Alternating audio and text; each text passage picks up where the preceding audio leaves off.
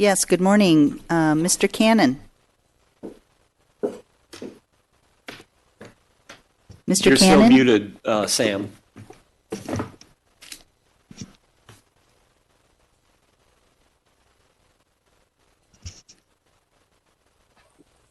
There you go. Mr. Cannon?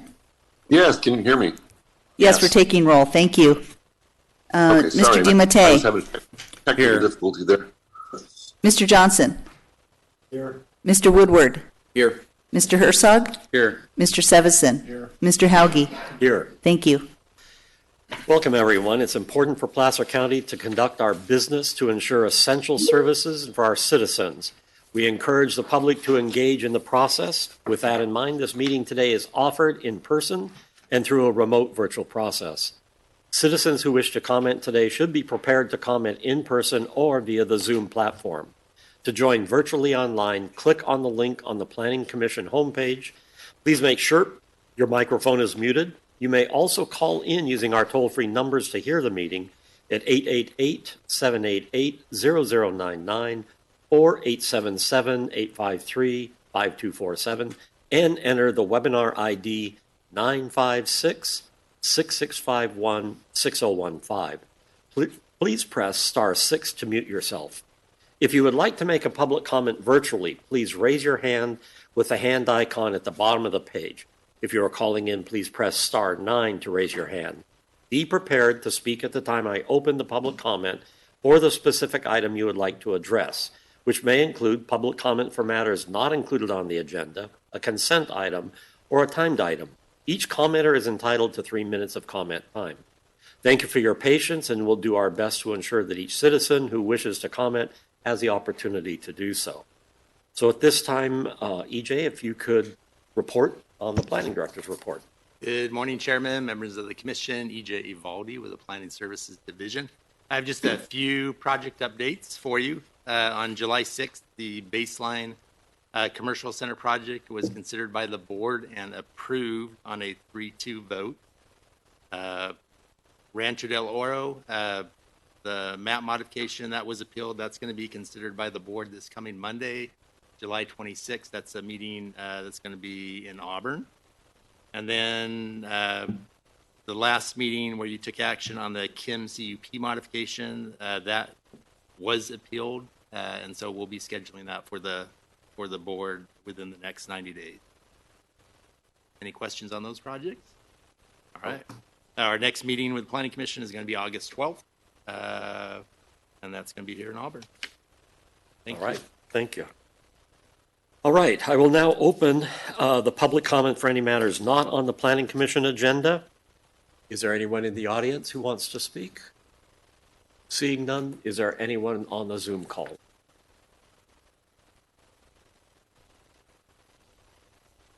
Okay, no one on the Zoom call, so I will close the items for public comment for matters not on the agenda. We now move on to the consent agenda. Would any commissioners like to remove an item from the consent agenda? Seeing none, is there any public who would like to remove an item from the consent agenda? Anyone, Sue? Okay. Seeing none, let's bring it back to the commission to take action on the consent agenda. I'll take a motion. Oh, just a minute. Chair, I would just suggest on the consent item that we take them potentially separately. Since for the action agenda, I believe some commissioners weren't there. All right. For it. So, sounds good. Item A is approve the agenda for June 24th Planning Commission meeting, or the action item agenda. So can I have a motion on item A? Do I have a second? I'll second. Okay, we have a first and a second. Roll call. I have a first from Mr. Sevison, a second from Mr. DiMattei, so a vote for Mr. Cannon, please. Yes. Mr. DiMattei? Yes. Mr. Johnson? I was absent, so I'll abstain. Mr. Woodward? Abstain. Mr. Herzog? Yes. Mr. Sevison? Yes. Mr. Hauge? Yes. Thank you. Okay. Next, we have item B, the Sierra Sun Villas extension of time, tentative subdivision map, and conditional use permit. And previously adopted mitigated negative declaration. Could I have a motion? I make the motion to approve. We have a first and a second. Roll call, please. I have a first from Mr. Johnson, a second from Mr. Sevison, so a vote for Mr. Cannon, please. Yes. Mr. DiMattei, Yes. Mr. Johnson, Yes. Mr. Woodward, Abstain. Mr. Herzog, Yes. Mr. Sevison, Yeah. Mr. Hauge. Yes. Thank you. All right. We are moving into the first timed item, the Brown Act Ethics Training. Members of the public may now raise their hands, press *9 if you're calling in, to begin queuing in for public comment on this item, which will not begin until the item presentation is complete. Clayton Cook, County Counsel, will be presenting this item. Does he really know all about it? He says he does. Scary. Good morning, Commissioners. Morning.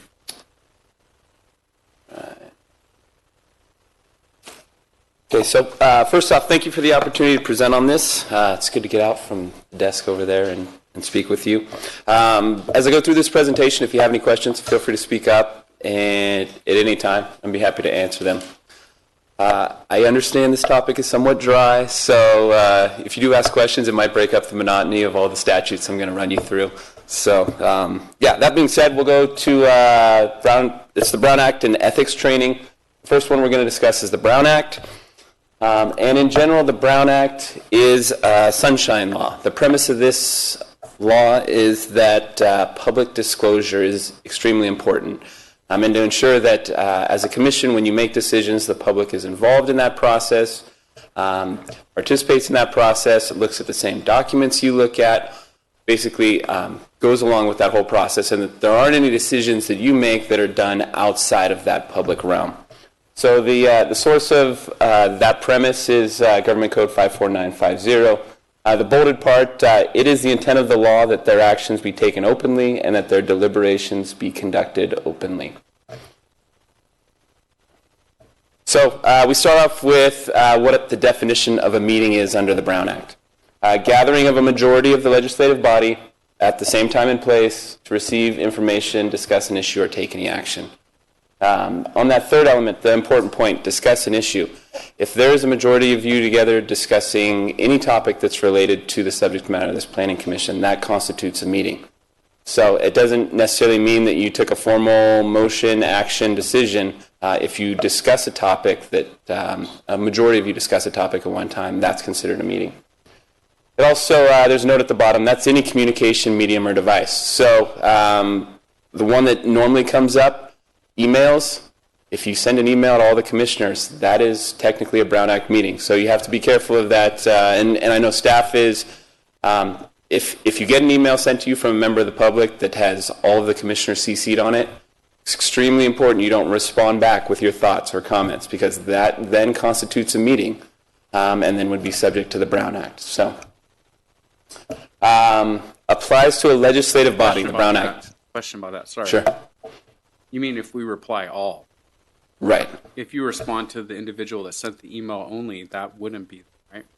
Totally correct, Okay. yes. Most all of this Brown Act stuff, and I'll point out some instances where it's not the case, but most all of this applies to a majority of the body. So 7 members of the Planning Commission, so that means anytime there's 4 of you involved in a discussion, involved in an email, that's when you get to potential Brown Act concerns. So an email, even an email between yourself and another commissioner, not a Brown Act issue.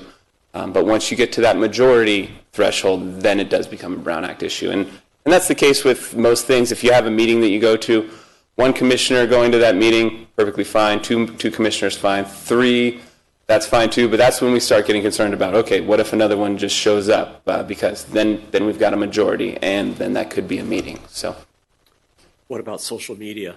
Facebook, Twitter, etc. yeah, I'll get to that in a minute. Oh, you will, okay. There are some new rules that have been included in that for the Brown Act, and those rules are a little bit more specific. But yeah, I'll get to it in a minute to explain it. So the Brown Act applies to a legislative body, which is a commission, committee, board, or other body of a local agency. Obviously, the Planning Commission is a Brown Act body. The Advisory Redistricting Commission is also a Brown Act body. And one other important note, any subcommittees, too, that are set up through an act of the Planning Commission. So if during discussing an item you think, hey, this is a great opportunity for us to get some sort of subcommittee together to discuss this topic, and the commission as a whole votes on that subcommittee, then that subcommittee is now subject to the Brown Act. So they would have to notice in advance of their meetings and provide, basically go through all the same process for Brown Act requirements. So instances when the Brown Act doesn't apply. First one, individual contacts between a board member and staff or others. It's along the same lines of what we talked about before. Single person, not a Brown Act issue. Social, ceremonial, educational, other gatherings where issues related to the local agency's business are not discussed. So if all of the commissioners got together at a barbecue to talk about local sports team, that would not be a Brown Act issue. I think in practice that's probably extremely difficult to do, just because the things that tie all of you together are the topics that are probably discussed here, and inevitably those topics would come up. So I would say I discourage those from occurring, but theoretically, if you had a meeting where no discussion of any subject matter that might come before the Planning Commission was discussed, then you could have a meeting that wouldn't be subject to the Brown Act. Last one, meetings that are made up of less than a quorum. So anytime you're less than 4, that meeting wouldn't be subject to the Brown Act. Okay, so there are some caveats to that the legislature has specifically looked into. Serial meetings. So, and there's two main ones that are set up as examples. The first one's a daisy chain, where you have one commissioner contacts another commissioner, then that commissioner contacts a third commissioner, and then the third commissioner contacts a fourth commissioner. That is, then you get into that Brown Act violation, because although there wasn't a single meeting at one time, through those communications you have now linked up 4 commissioners. The other one is a hub and spoke, where you have one member contacting 3 other members on an individual basis. That would also constitute a violation, because you get to that majority number. So examples. A lot of this is a little bit easier to explain or understand as we go through examples. So first example, if you've got an entire legislative body, this entire planning commission, intends to testify at a state legislative hearing, does that need to be noticed by the legislative body? In that instance, no, because the members attending are participating in an open meeting of another governmental agency. I think the caveat here, though, is that the assumption is that state legislative hearing is properly noticed under the Brown Act. So if all of you attend together, you're attending a properly noticed meeting. The next example, if the members then proceed upstairs to their local assembly member's office to discuss issues of local interest, must this session be noticed as a meeting and open to the public? In that situation, yes, it may. Yes, it needs to, because the entire body can't meet behind closed doors. As long as you've noticed that, you're covered, but that is something that would require noticing.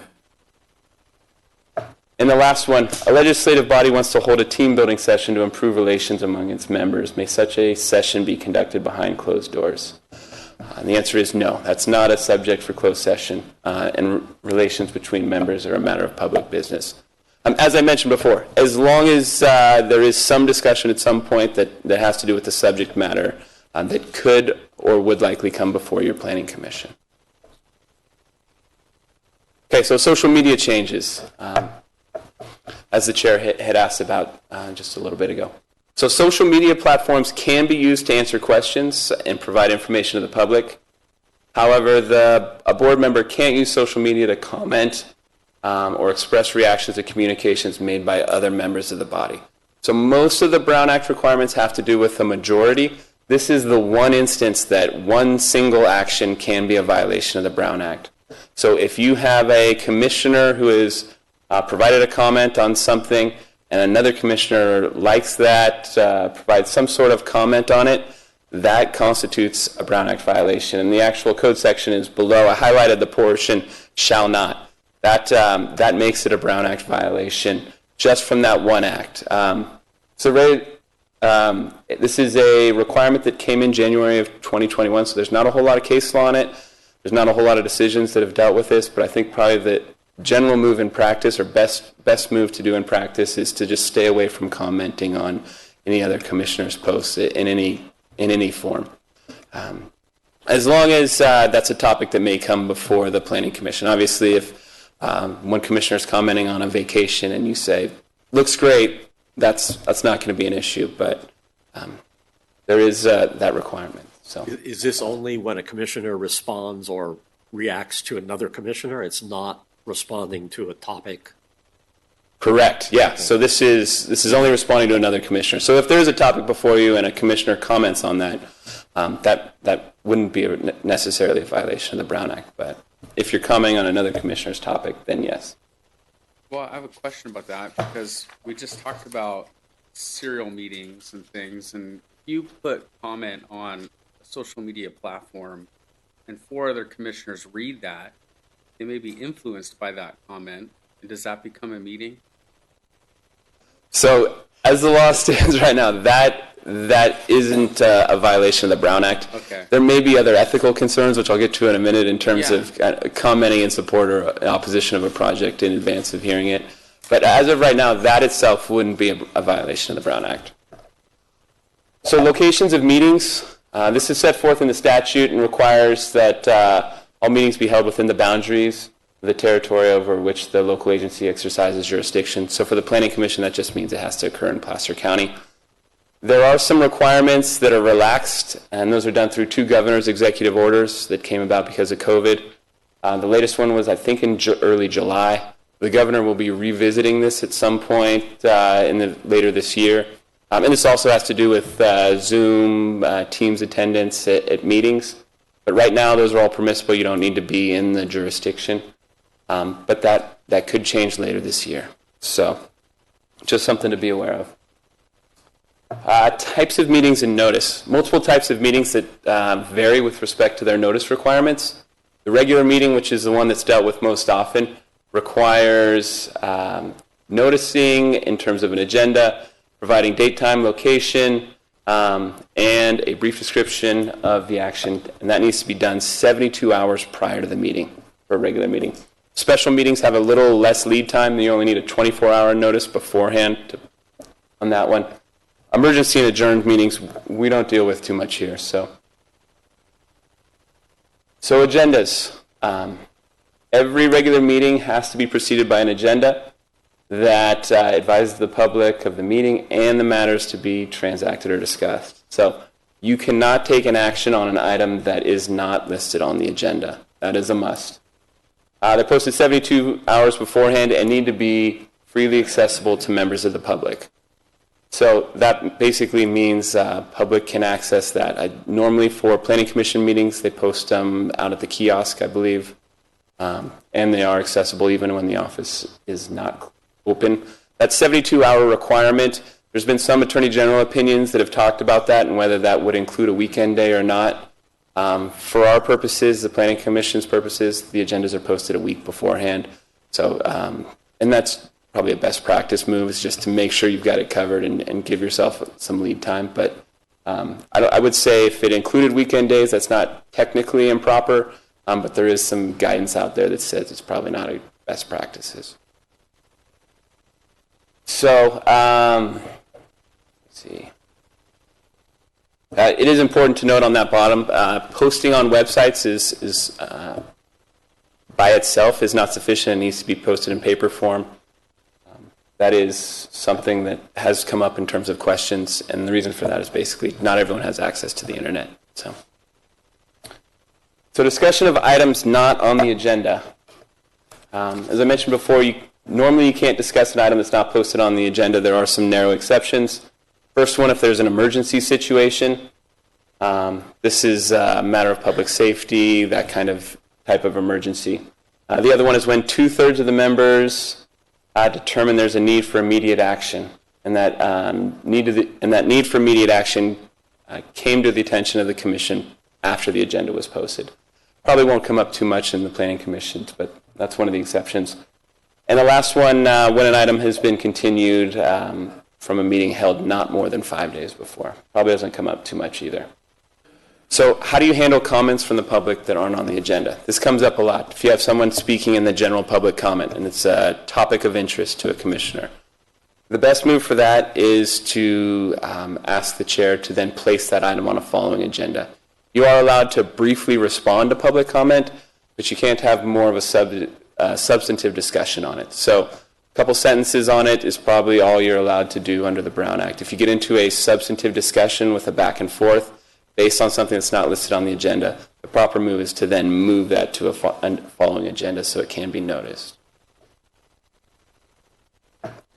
Public participation.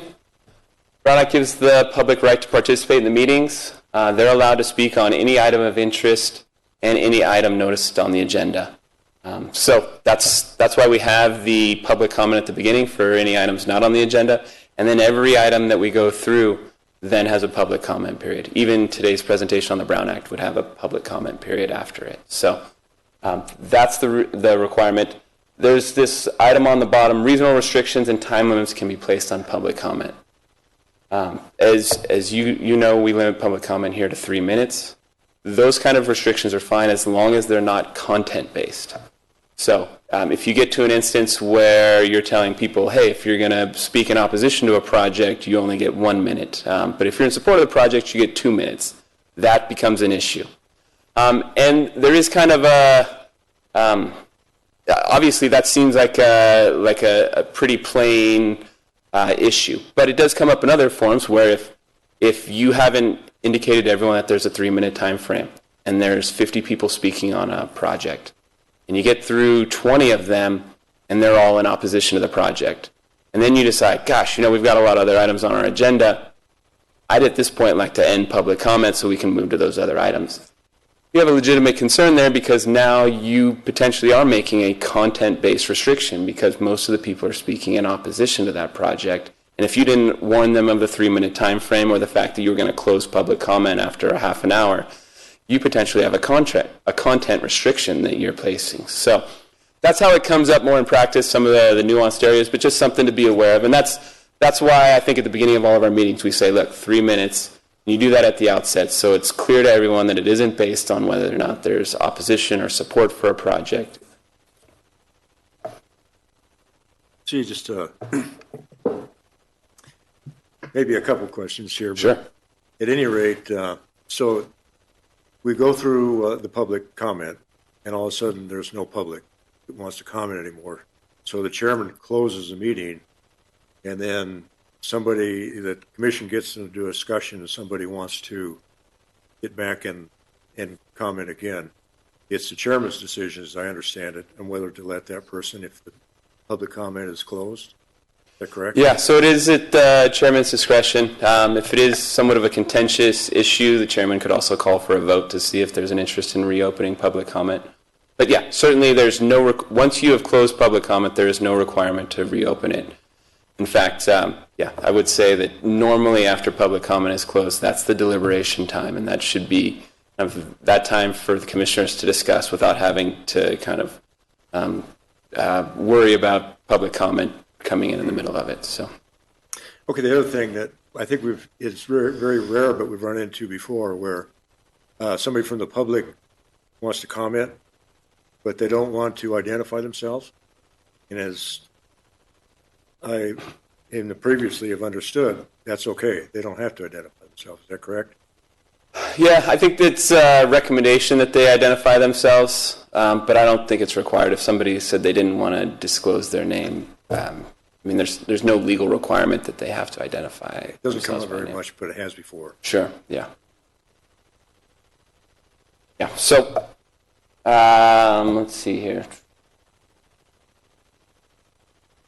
So documents. Anything that's distributed to you is a publicly available document, unless it's attorney-client privilege. But anything that is provided to you in preparation for a meeting, a hearing, all of the documents that you review, those are all public documents. If a document is distributed to the Planning Commission, it needs to be made available to the public at the exact same time. So if something is provided within 72 hours of the hearing and it's not on the agenda, the moment it's provided to you, it also needs to be placed in a public file so that the public can access it. Recording actions. This is just basically to give you the heads up as to why we approve minutes afterwards. There is a Brown Act requirement that says the agency, the Planning Commission must record the action that it took and the votes that it took. And so that's why we have approval of minutes. Penalties for noncompliance. This is the part where the legislature includes the teeth and I think the effort to make sure that there is compliance by scaring and rightfully so people that don't comply. So first off, violations can lead to invalidation of the action, payment of attorney's fees, public embarrassment, criminal misdemeanor prosecution. It is a misdemeanor, and this is out of the statute, if a member attends a meeting where a violation occurs and where the member, and that would be a commissioner, intended to deprive the public of information, and that person also knows or has reason to know the public is entitled to receive that information. In practice, this doesn't really come up as a misdemeanor, probably, or criminal action. What really normally happens is a move to invalidate the action. So if you approve something and there wasn't compliance with the Brown Act, there is usually some sort of request to invalidate. And the process they have to do is a written demand to cure to the agency within 90 or 30 days, depending on the issue. And then the Planning Commission would look at that and determine whether they would like to then go back and cure that violation or whether they think there really isn't a violation. If they elect not to do anything, then the person claiming the violation of the Brown Act would then be free to go file a lawsuit. And if they filed a lawsuit, they could get declaratory relief, which basically is a court indication that a violation occurred. They could get the invalidation of the action. The court could order that. And if either of those occur, then the person bringing the lawsuit would also be entitled to their attorney's fees, which, given attorney's fees now, that could be quite a significant sum. So I know this is a Brown Act ethics conversation, but I couldn't help but including a Public Record Act issue because I think it's significant and important. And that comes from the City of San Jose case, which is a 2017 case. And in that case, there was a Public Record Act request for all electronic information relating to public business sent or received by council members using personal electronic devices. And in that case, we have a Supreme Court ruling that holds that when a city employee uses a personal account to communicate about the conduct of public business, those writings may be subject to disclosure. So that basically means if you're listening to a matter and you send out a text on your phone, you send out an email, those are all subject, and you're doing that from your personal phone or personal email address, those are all subject to a Public Record Act. So just something to be aware of. So any questions on that before I move to ethics? Did I scare you all enough? You in the picture? Yeah. Self-drawn. Yeah, let me see that the second last slide where you were talking about somebody saying there was a violation of the Brown Act, and then there's, I guess what the question is who adjudicates? I mean, before it goes to court, who adjudicates whether we violated the Brown Act? Oh, so if somebody sends in a letter that says, hey, there's been a violation of the Brown Act, we're requesting that you cure. That would normally be reviewed by County Counsel's office to see if, in fact, there was a violation or a theoretical violation. That could go back to the board or the Planning Commission in terms of in a closed session. It's something along the lines of, hey, these are the potential legal issues here that involve it. And then that's how the decision would be made. So council and potentially also the hearing body. Okay, thank you. Yeah. Mr. Chair, I've got a question, Mr. Cannon, for County Council, if I may. Can you hear me? Yes, Yep. I can. I'm sorry, my We're good, microphone Tim. was off, so go ahead. Okay. My question, Clayton, is in regard to social media and posting things and whether this body would be considered under the authority of the Brown Act if, like, you post something and then, somebody puts a negative comment on there and removing it is, I believe, a violation. Is that correct? So So posting in itself is not a violation of the Brown Act. Is your question with respect to removing that comment? Yes. I suppose the best course of action is not to post anything at all, because then you're safe. But I have known colleagues or other local elected officials that don't like a comment and then will remove that comment. And I think there is some sort of case law about that. Yes, so that wouldn't come up under the Brown Act. That potentially comes up as a First Amendment issue by restricting the right to free speech. If you're deleting some comments but not others, that's a potential First Amendment issue, but it wouldn't come up in the Brown Act context. And that First Amendment issue probably depends also on whether you're posting in your capacity as a planning commissioner or as an individual. Okay, thank you very much for the clarification. Sure. All right, so ethics. I saw this drawing and I thought it was fitting because when it comes to ethics, it can be complicated, I guess. That's probably the best way to put it. Ethics is something that can be subjective, and it can differ from person to person. One person can think something's ethical while another person would say, no, that's clearly unethical. And the law is meant to... it's not meant to wade into that spectrum. What the law is there for is to provide kind of a base level. And that is basically, this is clearly unethical, so much so that it's illegal. But there is, an area above that would be legal, but then has varying degrees of whether or not that is ethical. So when I go through the discussion of what's legal, you should be just kind of thinking that in the back of your mind. This is the bar that you have to be above. But there may be room above that bar that you are doing things that you should kind of be just aware of. And just because it's legal also means that it may not be proper. So with that as a backdrop, the Planning Commission acts in a quasi-judicial capacity when it here's an application on a matter like a use permit, and that's a lot of the things that you look at: use permits, administrative review permits, all those kinds of things. Quasi-judicial means you act like a judge, and that means that there is kind of a stronger requirement with that. When you act in that quasi-judicial capacity, you need to remain neutral and unbiased.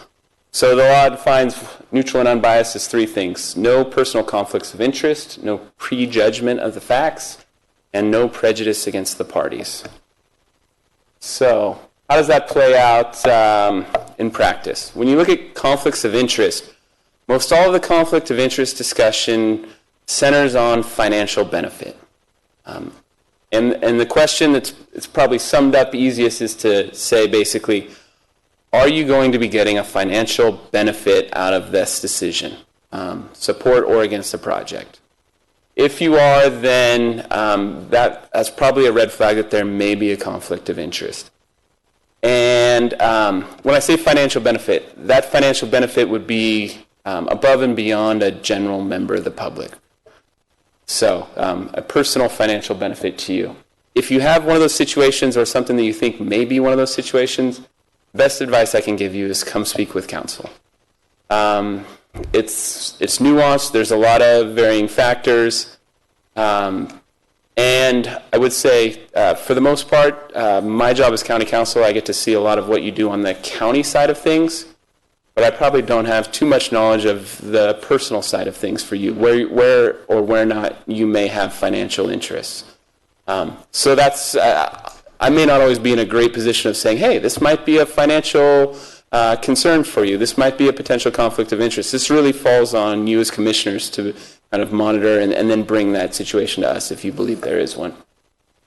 Most of the requirements for conflicts of interest, Government Code 87103, basically that conflict of interest would extend to you or a member of your immediate family, any property or business entities that you have an investment of over $2,000 in.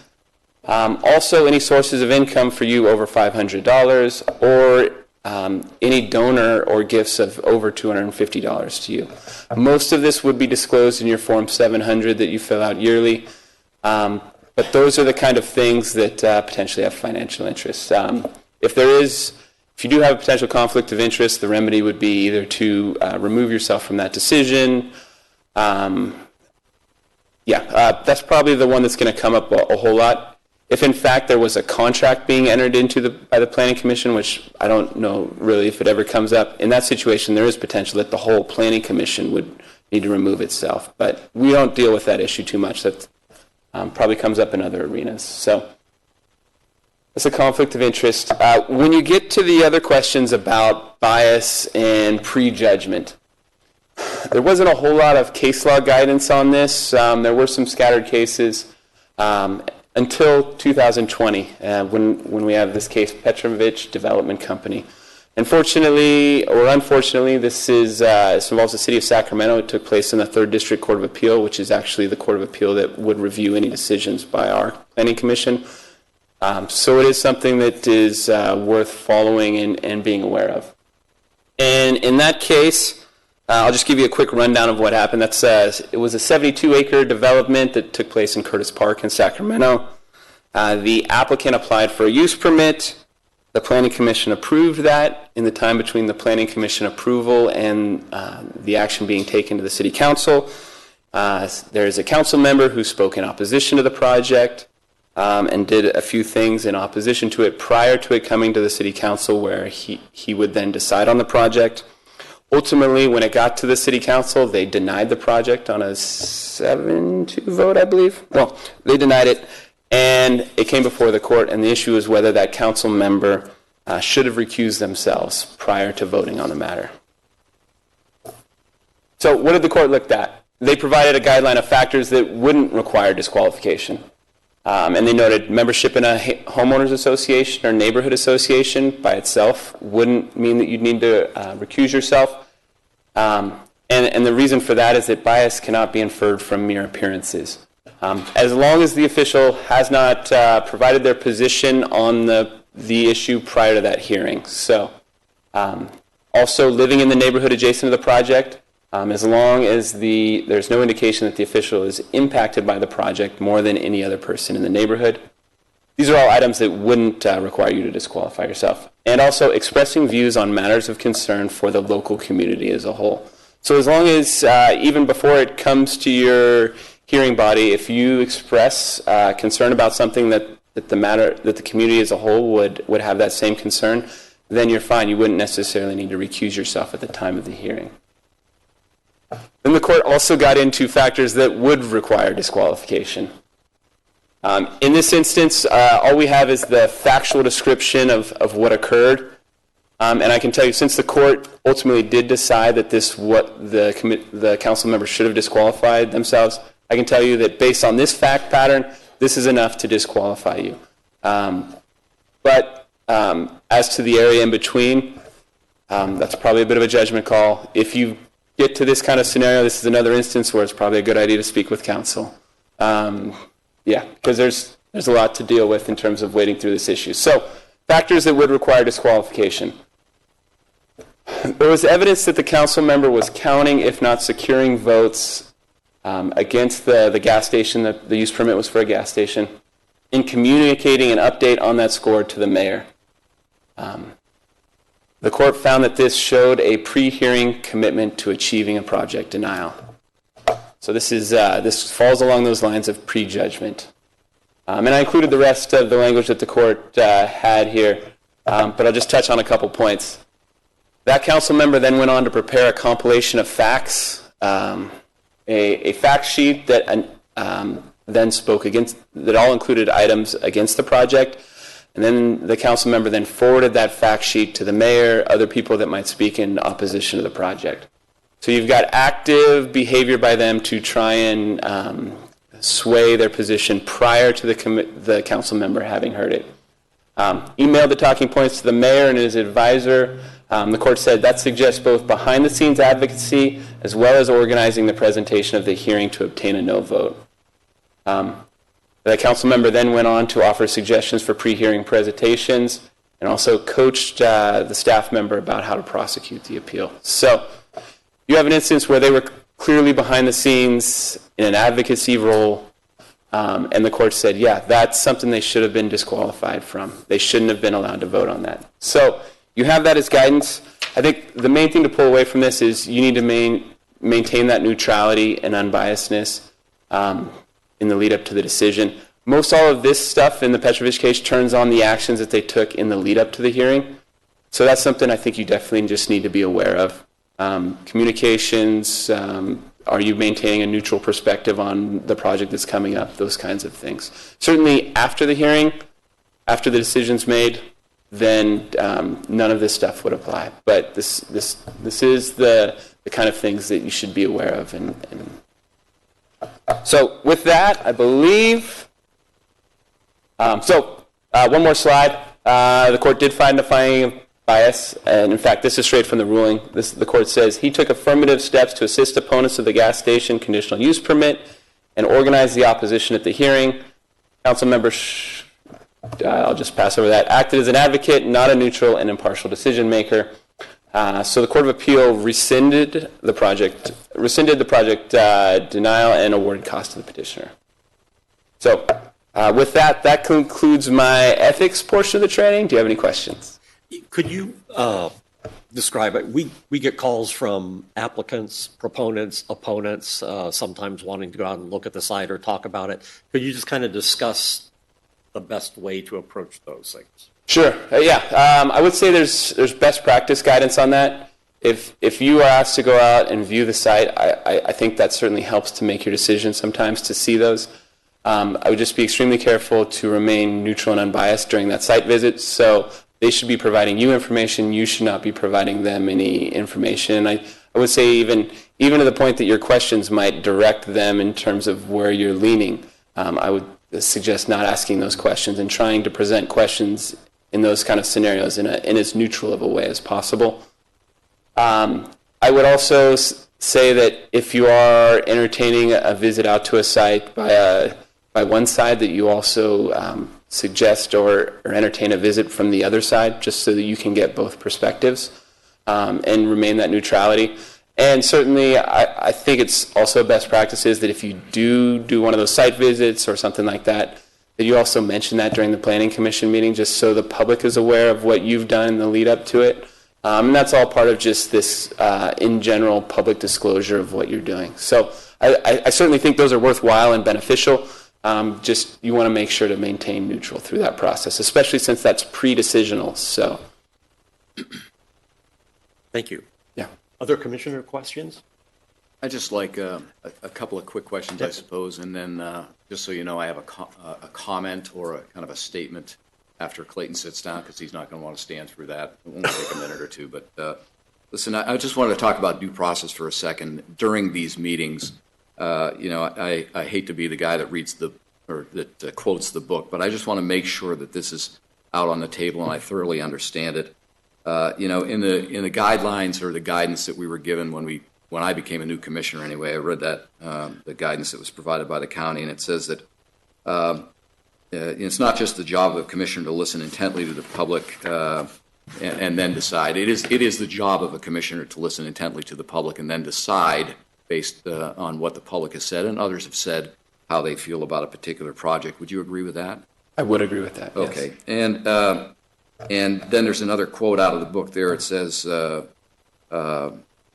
it goes on to say the due process involves letting people know what you are considering, providing them with an opportunity to have their say, sharing information that you are considering and making your decision, and being open-minded, fair, and unbiased in your decisions. You would agree with that too, right? I would agree with that as well. Okay. Yes. All right. And commissioners should be clear of bias or prejudice, and that individuals whose rights may be affected have a right to a fair and impartial decision maker. Would you agree with that? I would as well, yes. Okay, great. Thanks very much. Sure. And I would like to just touch on your first question and explain a little bit that is why the format is set up the way it is for the Planning Commission, and that you get a staff report, then there is a question and answer time, then you have public comment, and then you have deliberation. So, and that's specifically set up that way so that you get all information before you get to that deliberation process. And that first part after the staff report is question and answer, but that's intentionally not deliberation because Then you'll have public comment, and only after you have all the information would you then deliberate on the project. One other kind of casual comment, I used to find myself caught in this in years past, and that was conflicts between, say, CTRPA, TRPA, and Placer County, and all these different agencies. Can you be in conflict with one or more of them and not be in violation? So it's probably, the best answer to that is it's probably a fact-specific inquiry. I think if you are members or participate on a hearing body in multiple capacities, there is a potential of conflict if one decision might go against the decision of another hearing body. But that's really, it probably depends on the circumstances and the type of decision. But something definitely worth chatting with me about. Well, it came about quite often because of the difference in philosophy and laws between the state of Nevada and the state of California on an agency that covered both areas, and sometimes it got a little confusing because of that. Yeah. The best I can give you is that there is a potential for a conflict there. It is possible, but I don't know necessarily that it comes up just because, for instance, just because TRPA is going to look at a matter that the Planning Commission will approve doesn't necessarily mean there's a conflict, but potentially there could be one. Thank you. So. Great. Other questions of Commissioner? I have a quick one. I know that we're a quasi-judicial body, and I've noted that sometimes there's a clerk recorder here. Is there a correlation that when we are acting that way that there will usually be one of those? So this meeting itself is videotaped, so there is a transcript of it and a record of it. The reason that we have court reporters here for the most part applies when we have a draft environmental impact report out, because any public comment on that, the entity would need to respond to. And a lot of times it's hard to take down those notes of the public comments. So you have a court reporter that transcribes those public comments so that staff can make sure that they've gotten the public comment as accurate as possible. So that's usually the reason why they're there. I would say a court reporter is not required since we do video it, and if somebody wanted, they could take that video and then transcribe it. Okay. But yeah, that's normally the reason for a court reporter. Okay. Other questions of the Commission? Mr. Chair, Commissioner Cannon. Mr. Cannon? Well, I just wanted to say thank you to County Council for this, I think, a very compelling presentation. I find it fascinating, while others might find it really dry. But, I have a legislative background. But I'll also tell you, can you hear me? Yes. Yep. But I'll also tell you that I was that HOA president, and there was a development project in my local jurisdiction, and I had to deal with a county council, on the city attorney's office, on those kinds of things, and being very, very careful. So I just want to underline Clayton's points on how dangerous it is to skirt outside the law. And again, to thank Clayton for his presentation. That's all, Mr. Chair. All right. Thank you. Yeah. And to touch on Commissioner Cannon's point too, there is a public perception part of this, that you may be doing something that's kind of legally permissible, but the public is still seeing this, and to the extent you have a title or something like that, which indicates that from an optics perspective that it may make people concerned. That's something to just be aware of. All right. Thank you. Mr. Chair, if I may, one more comment. Yes, go ahead. Just to clarify, not only was the HOA president, I was the chair of the Planning Commission, so that put me into a more challenging position, if you will. That's all. All right. Thank you. Any other questions of the Commission? If not, thank you, Clayton. We'll open it up for public comment on this item. Is there anyone here in the audience? For the chair, I do want to make a comment afterwards. Yeah, whenever it's we'll bring it appropriate. back for the Yeah, discussion. Sure. Great, Yes. thanks. Okay. Anyone, Sue, on yes? So go ahead. Cheryl, you'll have 3 minutes. Good morning. Thank you, Clayton. I'd missed part of your presentation. It is very interesting. I wanted to know if you could please post the slides I understand that it's recorded, but I think it'd be helpful for the public to see that. Having worked in corporate environments most of my career, I have had many ethics trainings. And one of the things that kind of concerns me is that, I'd like to know the county's stance on this. There's I think a fine line, as you mentioned, between something that's ethical and something that's legal. The planners, for example, are not sworn in, so their testimony, I'm not sure if it can be considered legal or not. Maybe you could comment on that. But I've seen planners actually respond, for example, to supervisors and actually lie. So my concern is, what is the county's stance on, is that a legal or ethical quandary? What action should the public should we take? What is the route that someone should take when that happens, when decisions are made based upon, for example, a planner's response, and we know that that response was not true? So I'd like to know, is that are there county repercussions for that?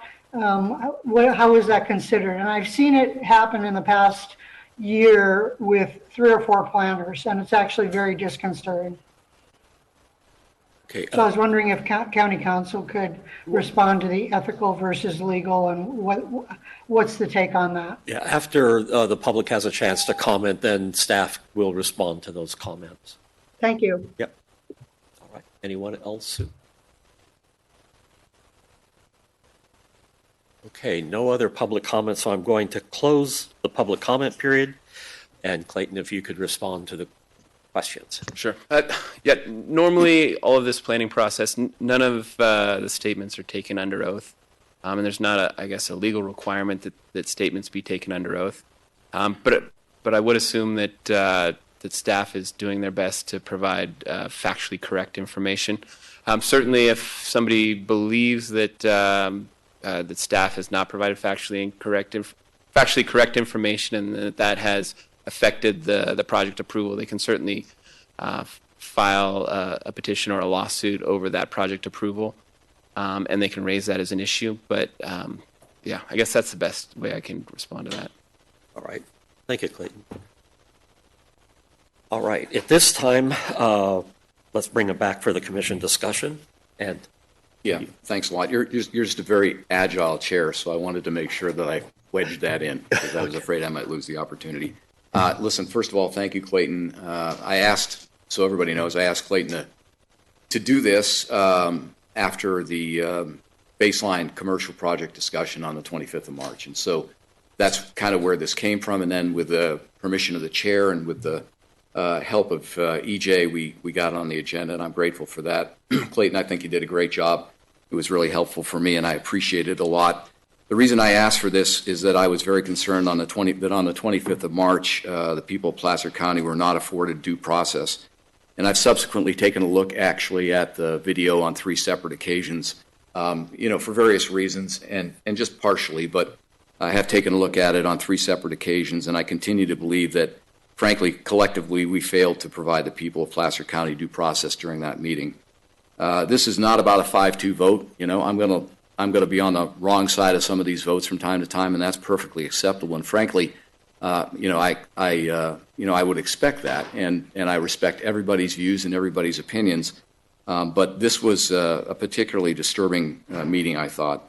This is really about conducting meetings that where we demonstrate to the public that we will always consider their views without bias, and that we respect their views and will always afford them due process, which is a requirement and which we just discussed with Clayton. I don't want to sit through another meeting, and honestly, I thought long and hard about whether I should make this statement, but I thought to myself, if a situation comes up again in the future and I have not made this statement today, then I would be complicit in allowing that to proceed in the future. And so that's why I'm doing it today. And I recognize this may be a little contentious, but that's just the way it goes. I just don't want to sit through another meeting that compels a member of the public to subsequently drive at the next meeting 30 miles to ask one of us to apologize for our behavior. Again, I just don't want to sit through that. I don't want to sit through a meeting where the public believes one of us obviously arrived with their mind made up about a project, or where it is impossible to determine the difference between the project advocate and a commissioner again. I don't want to sit through a meeting where the public and others could easily conclude that undisclosed ex parte communication between a project advocate and a commissioner took place. It's not an accusation, but it certainly could be perceived that way.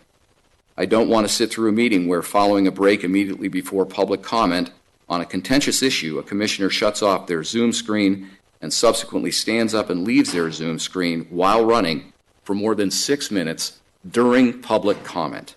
I don't want to sit through that again. These are actions I would characterize at best as reflecting indifference to the concerns of the public that we all serve.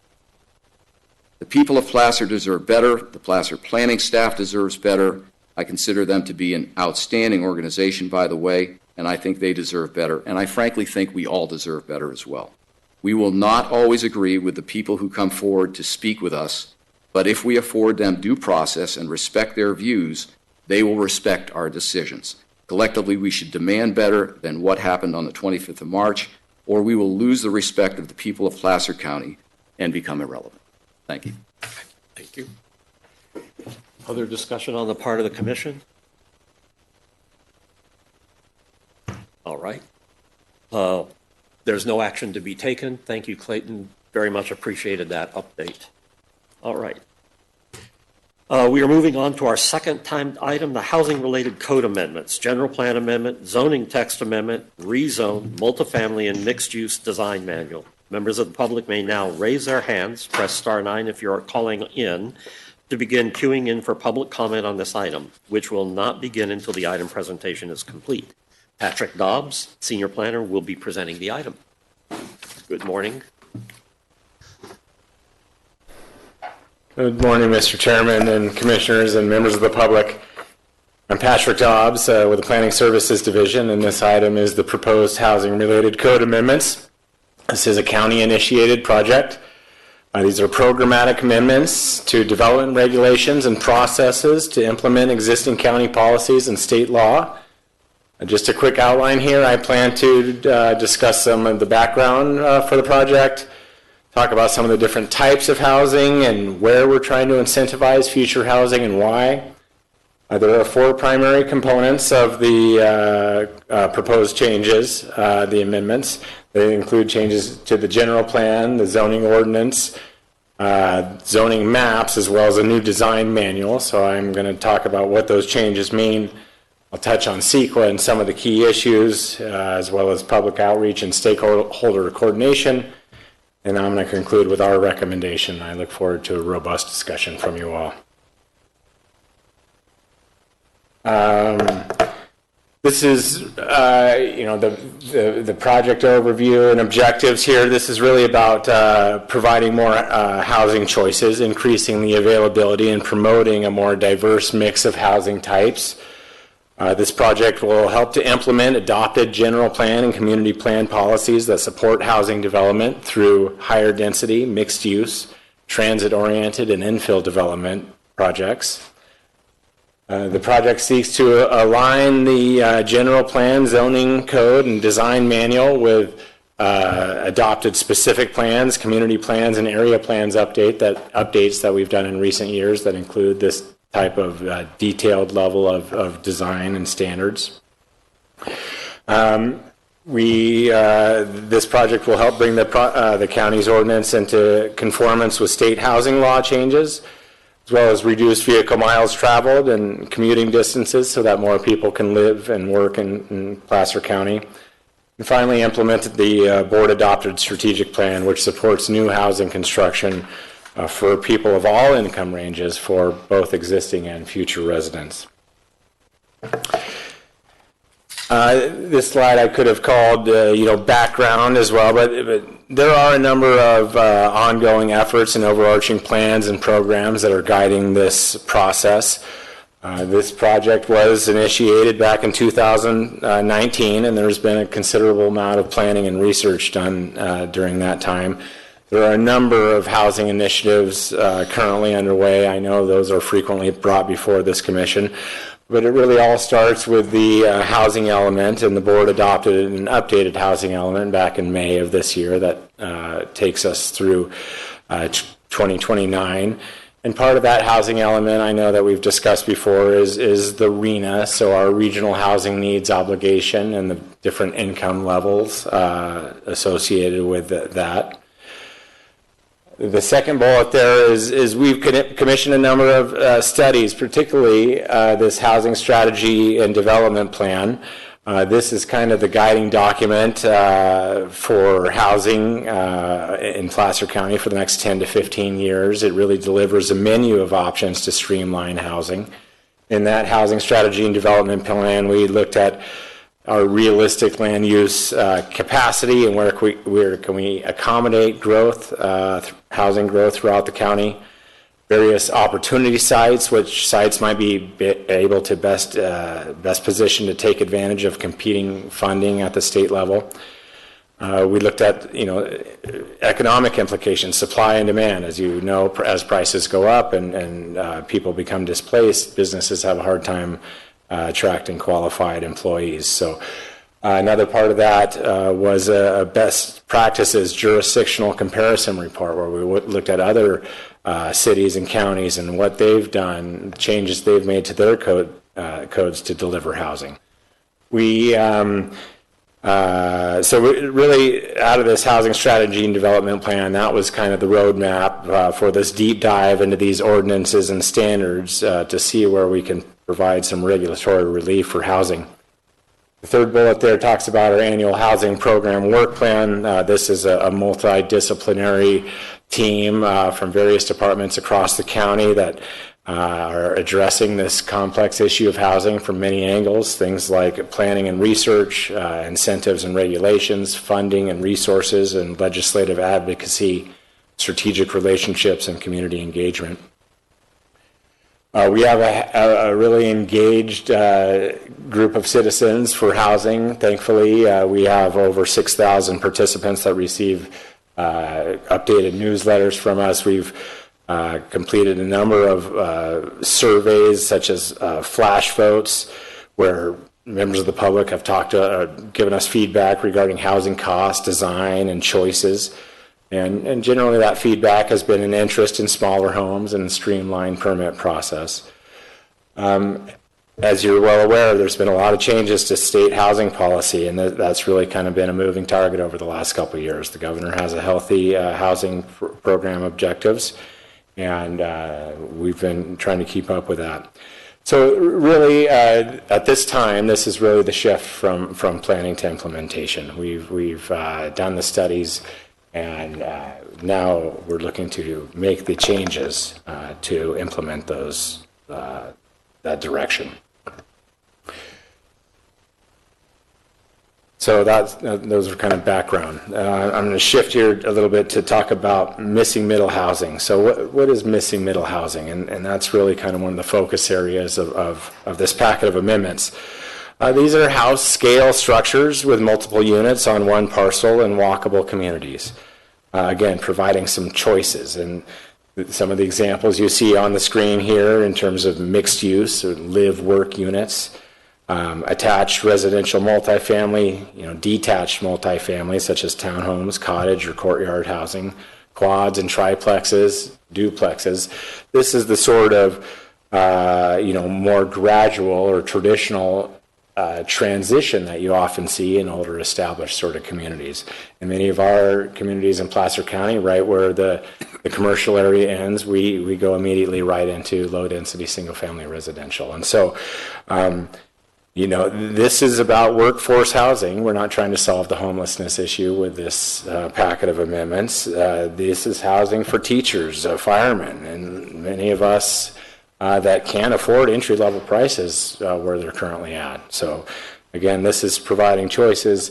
It's very important from an economic, environmental, and social standpoint that these people are part of our community and are part of the fabric and not just commuting in. So that's the type of housing that we're talking about that we don't find many examples of that we're trying to reintroduce here in the county.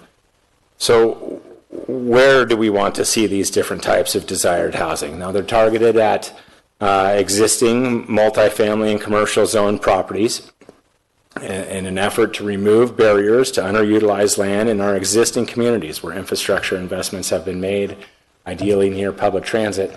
I'm not going to go through all the commercial and multifamily areas in the county, but this should give you a sense and give you some level of confidence that you're familiar with where these areas exist. So I particularly want to call out the red and the green on the screen, the red indicating commercial zoning, the green indicating existing multifamily residential zoning. So when you look at the area like North Auburn, you see the majority of it is along our major roadways and arterials, along the 49 corridor, along the 89 corridor.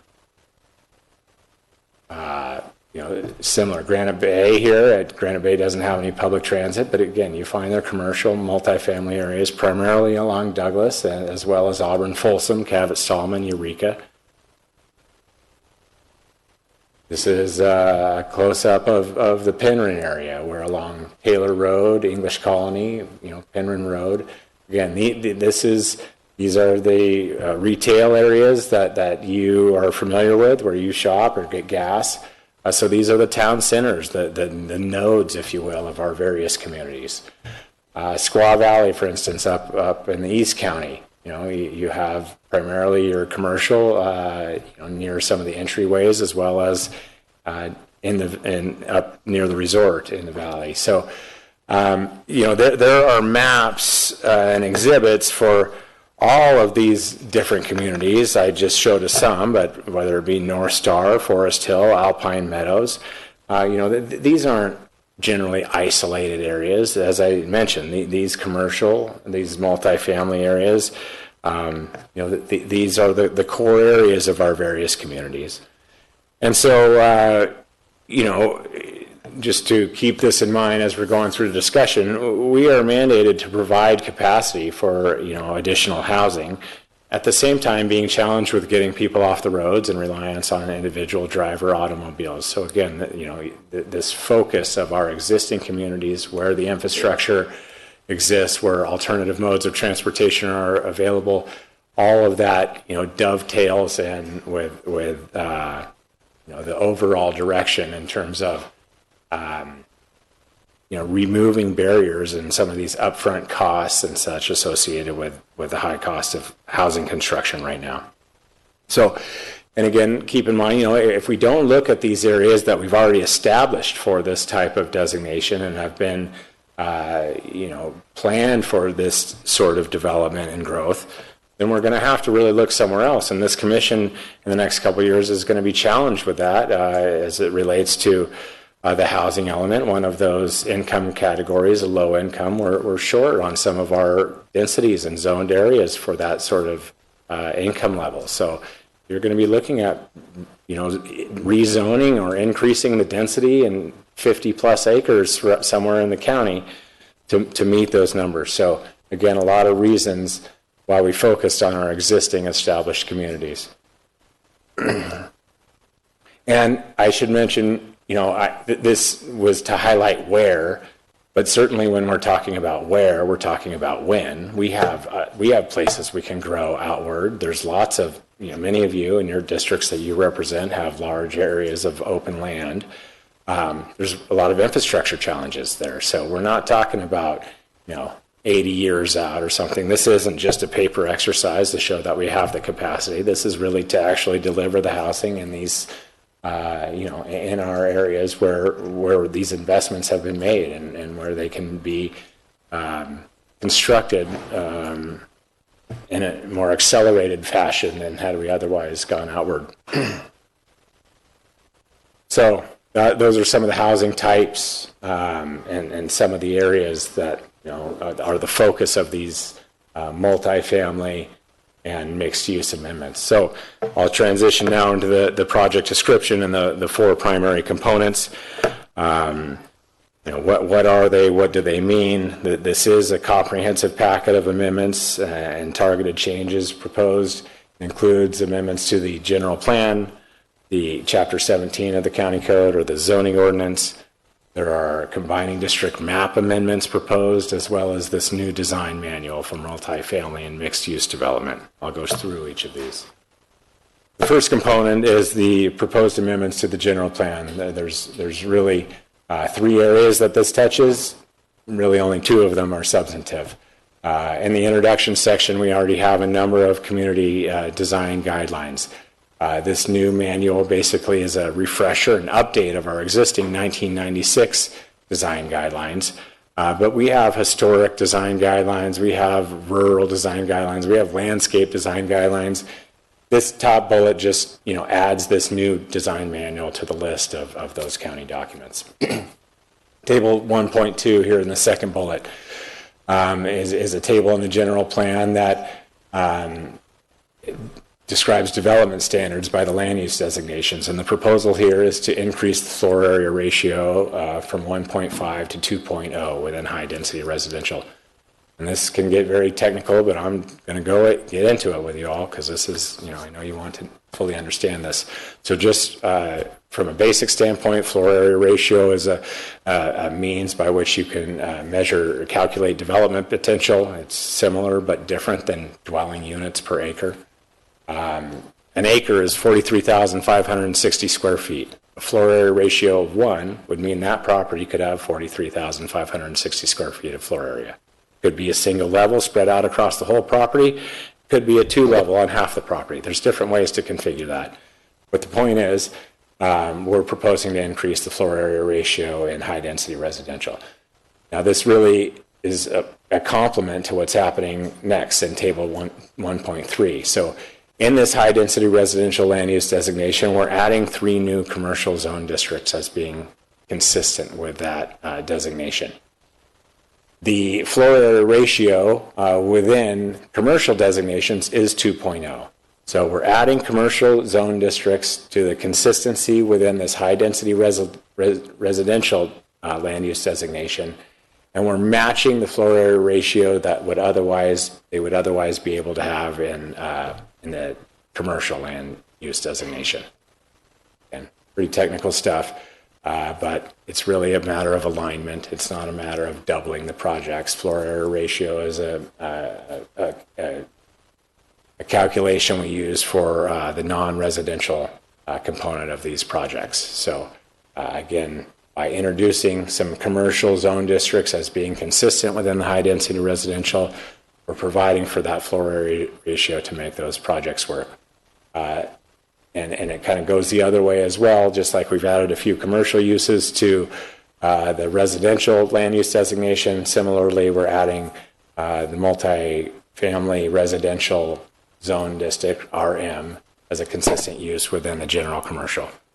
Again, all of this is to facilitate more commercial within residential or high density residential, more residential within general commercial to allow us to achieve this mix of uses that we're striving for. Those are the general plan amendments. The second component is the proposed zoning ordinance text amendments. So this first one involves multifamily and mixed use. We're allowing multifamily in the C1, C2, and commercial plan development zone districts. So that's neighborhood commercial, general commercial, and commercial plan development. There is a new mixed-use zone district and land use. So let me help you understand that. The zone district is just that. It's like these other, neighborhood commercial or general commercial. You do find that zone district in some of the community plans we currently have. It's not available countywide right now. So it is just a floating zone district. We're not trying to rezone anyone into that at this time, but if an individual sought to rezone into mixed use, that would be available to them now. Or if the county, as part of a more comprehensive area of amendments related to the housing element or something, we could also look to rezone parcels into mixed use. But the fact is, for right now, we're just kind of getting it on the books and establishing it and not applying it elsewhere. That's the mixed use zone district. compare that to the mixed-use land use, which is similar to other types of, office or other uses in the sense that that land use, it's going to establish standards, different setbacks, different parking requirements, different height.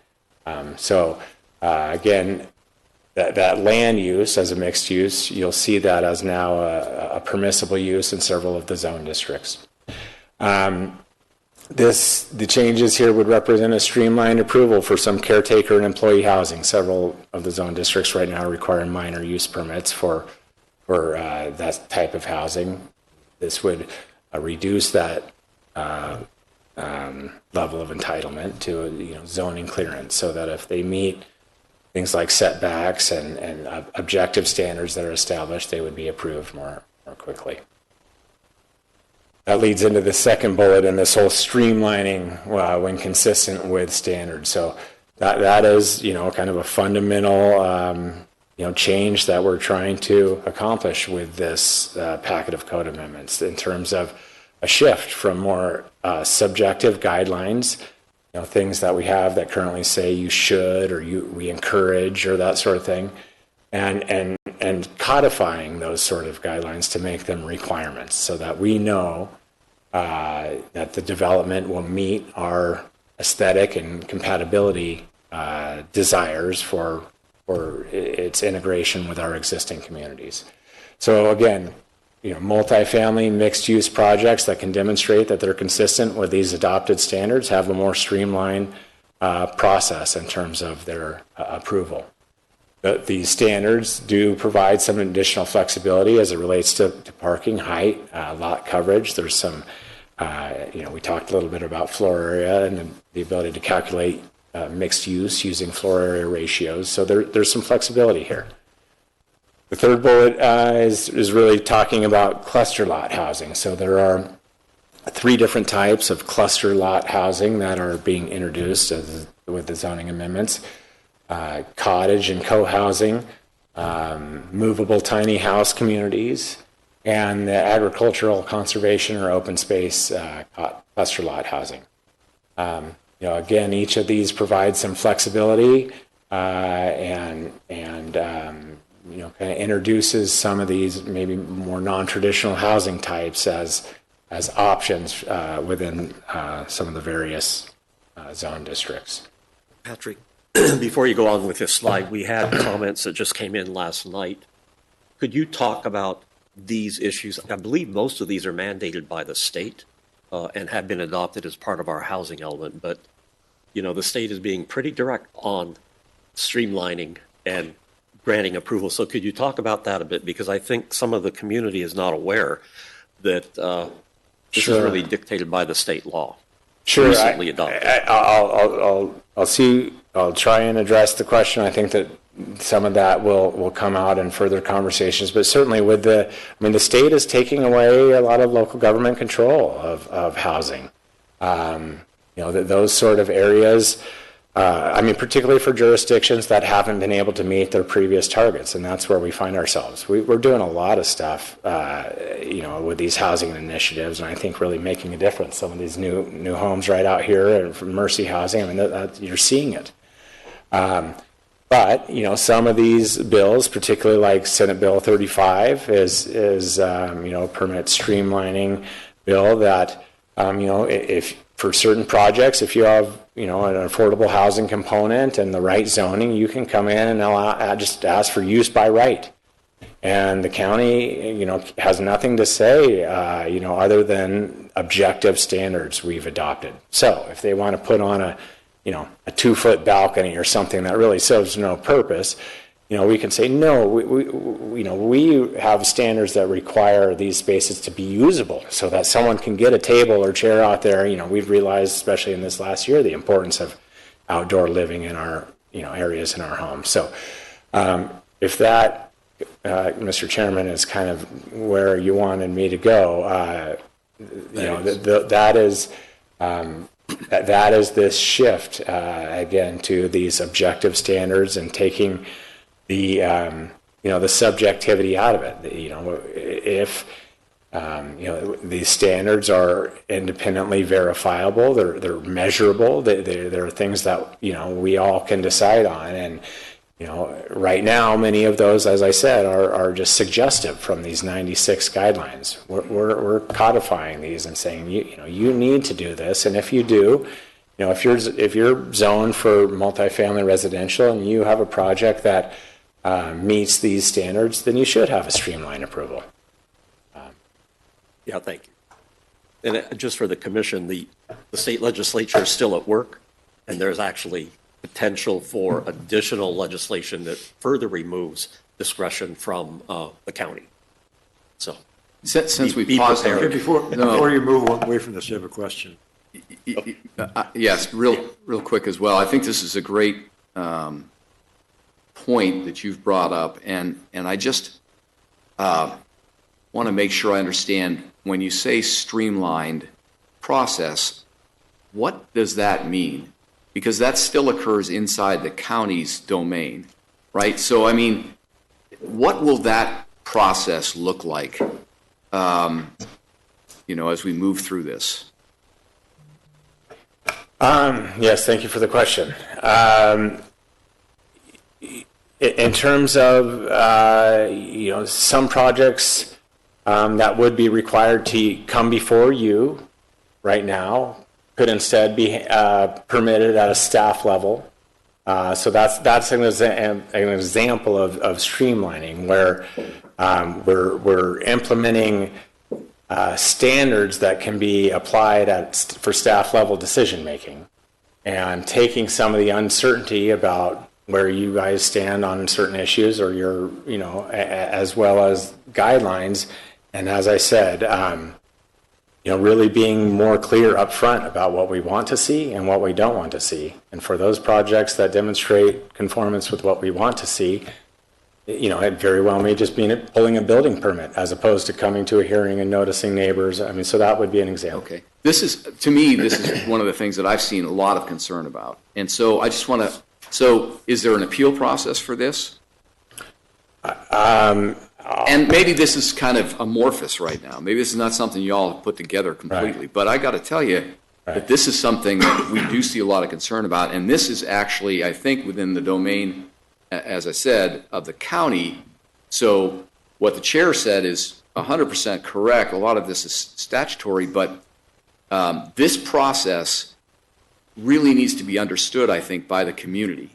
And we don't yet have flesh on the bones of this thing yet. That's one of the concerns that I'm hearing anyway.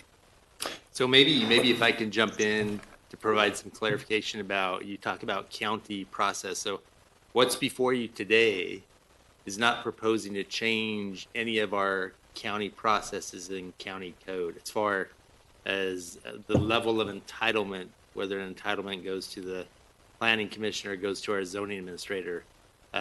We have processes for projects subject to the purview of the different hearing bodies. We have processes for projects that are subject to design review.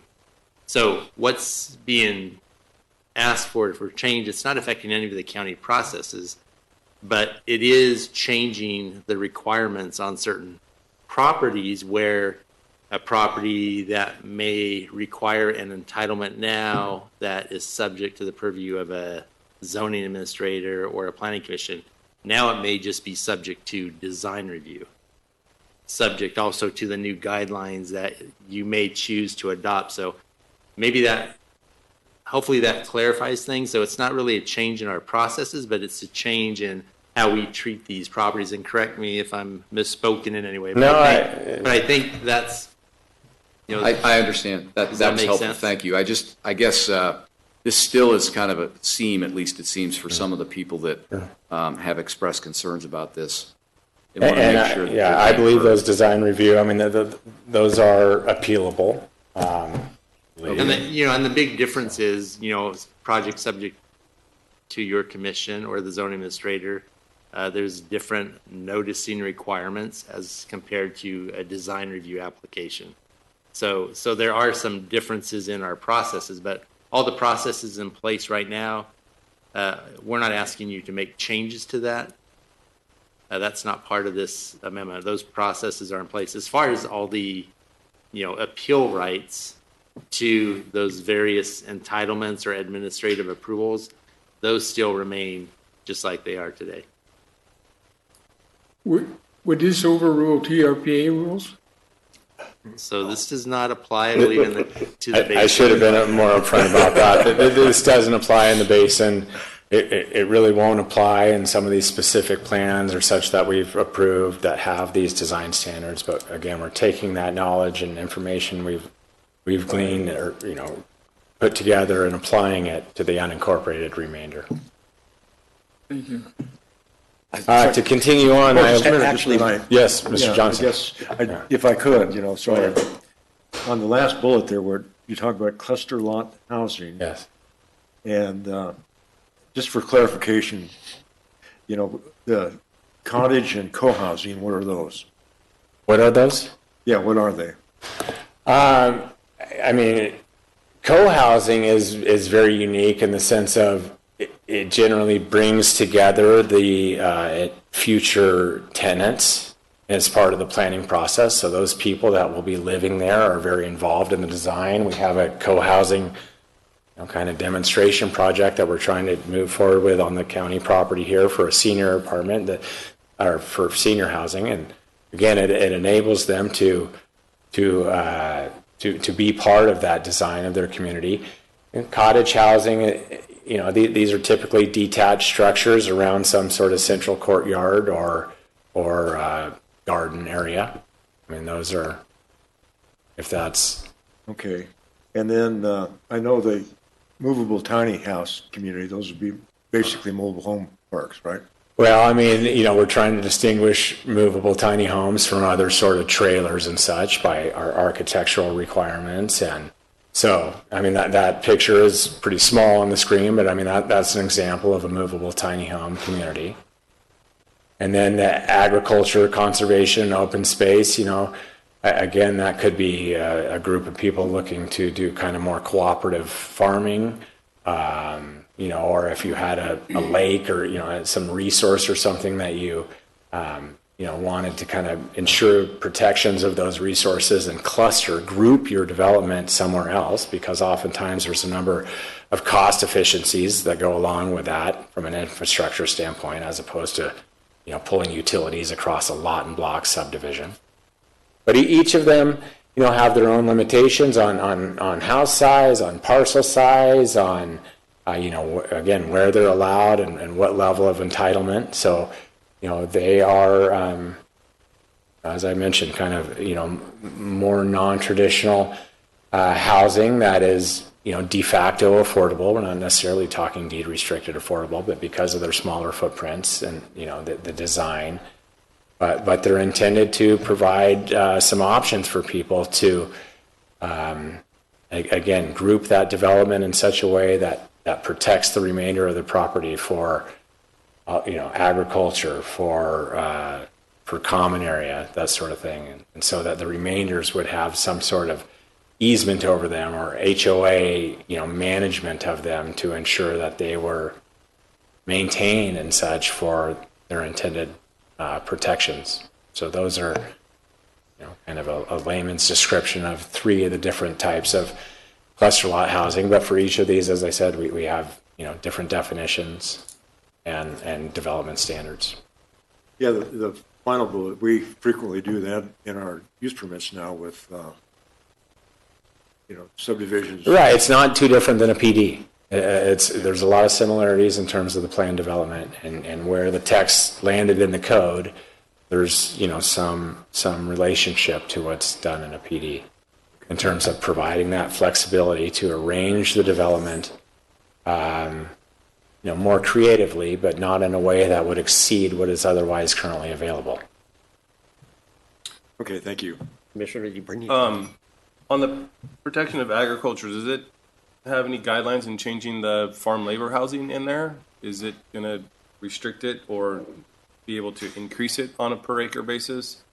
So if somebody has 10 acres and they could put one house, farm labor going to be changed or added? So Shauna Purvines, Deputy Director of CEDRA, is going to help me. Thank you. Good morning. Shauna Purvine. So farm labor housing is directed through a state law.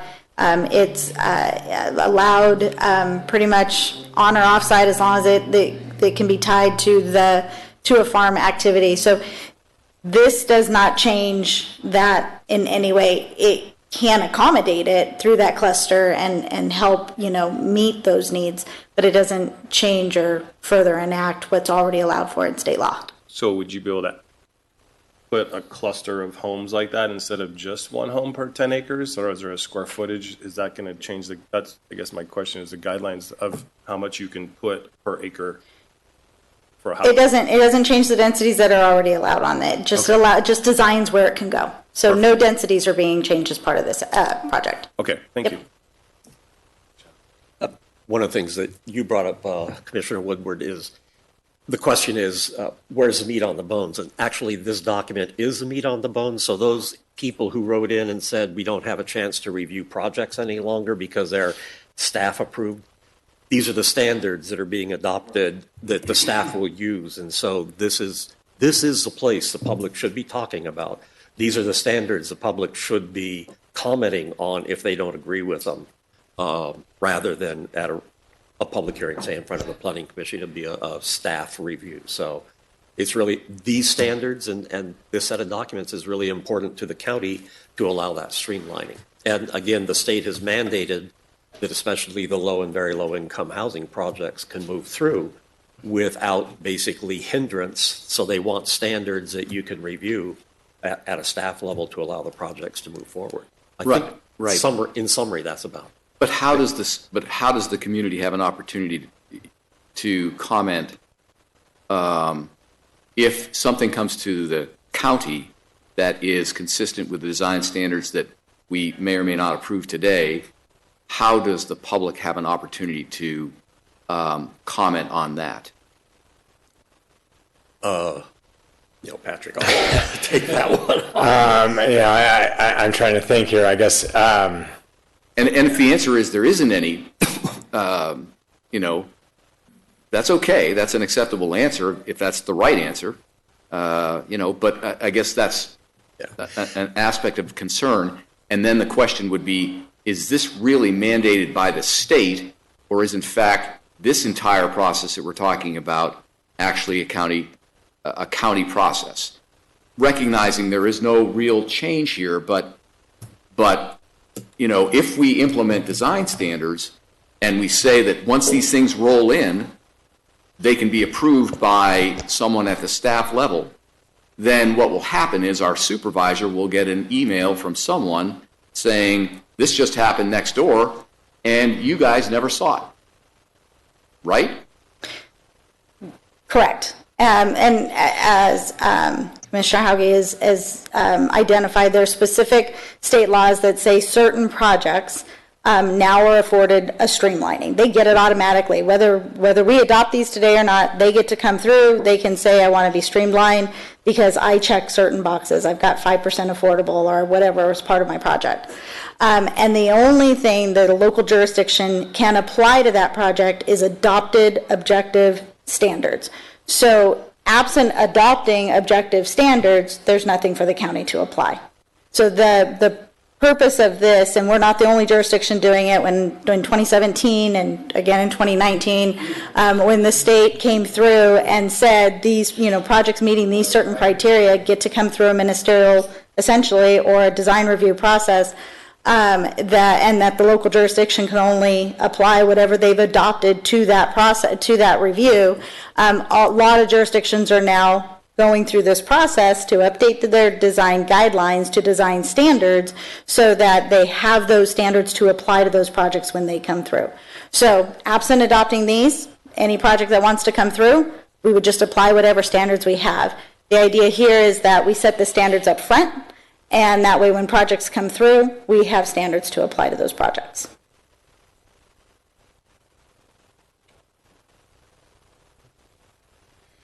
So we're on component number 2, zoning ordinance text amendments, and this is the second slide of those. The changes I talked about, kind of some of these non-traditional and compact housing types. The cluster lot development is one that we just touched on, and where I said we would allow movable tiny house communities.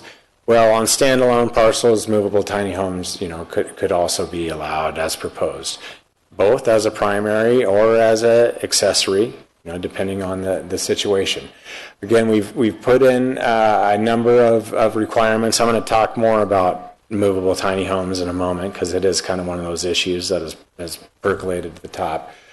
But it's got to look like a house. These are different than trailers and mobile homes. There are architectural, egress requirements. And in many cases, and I'll go into it in a moment, we're holding these to a higher standard than a comparable stick-built home that could be done today. The second bullet there is regarding an increase in mobile home parks. Currently, they're at 8 dwelling units an acre, proposing to make those 12.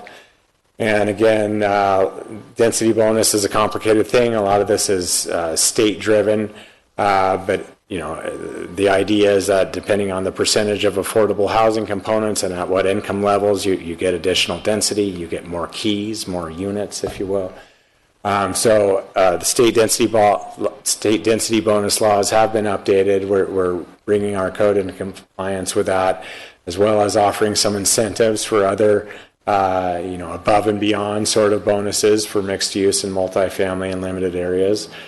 One example of that is the allowance for duplexes, triplexes, or quads in single-family residential zoning. And as a refresher, the state currently allows 3 dwelling units in residential zoning, primary and accessory, and this kind of new version, which is this junior accessory dwelling unit. This is a program under our density bonus that would allow up to 4 plexes in single family. Now, it's pretty limited, and in fact, it's limited to currently 194 parcels. You have to be zoned single-family residential, you have to be served by municipal sewer and water, you have to be within a half mile of transit, stop, and one of those units is going to be deed restricted to affordable housing. So again, pretty focused, but it's focused in the areas that I talked about, places where services, jobs, transportation are available. And again, it would help further our goals for affordable housing by requiring one of those units to be deed restricted. So, the majority of those are concentrated in areas like North Auburn. There are some up along Highway 89 corridor near Squaw Valley. There's some in the area of Penryn. Some communities like a Granite Bay or something, that provision doesn't apply. They don't check all the boxes for things like public transit at this time. Mr. Chairman? Yes. We have a mobile home park in our community that we're frustrated with, Tahoe Vista. I mean, it's basically a ghetto. And the state has taken over the administration of that through one of their programs. And there's nothing we can do to upgrade it or police it or improve it. Is this going to be the same situation here? I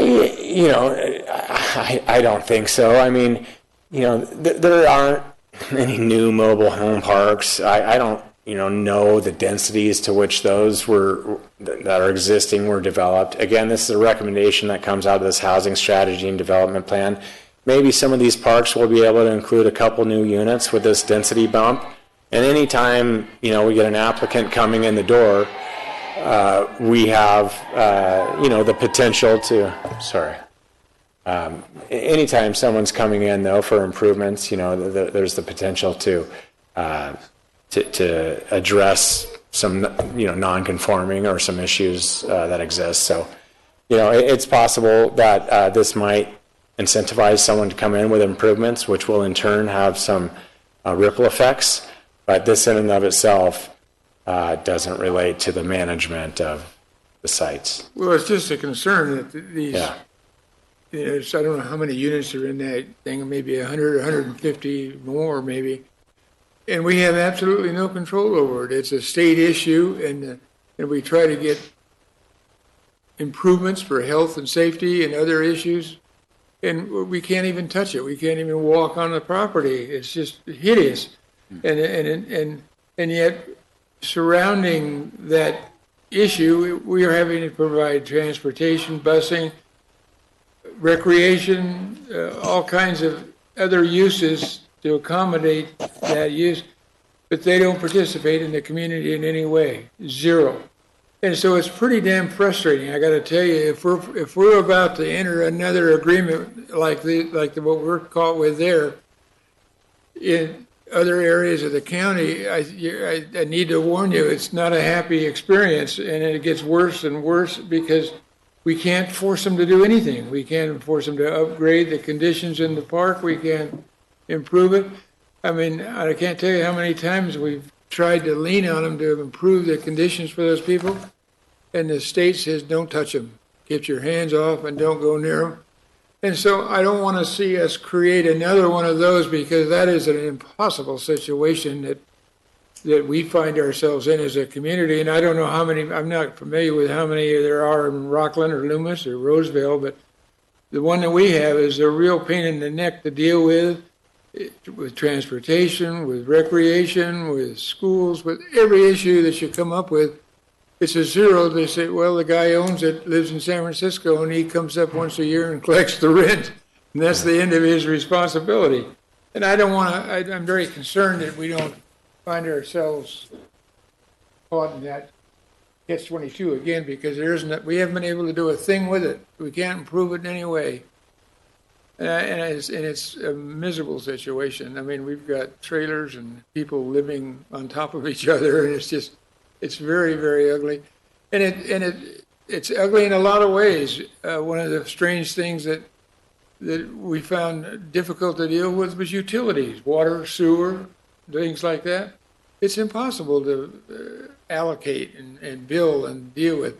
And so I'm just simply warning us that let's don't, if we're about to step into another one of those quagmires, be careful, because it is a hideous situation that the state has offered zero help with.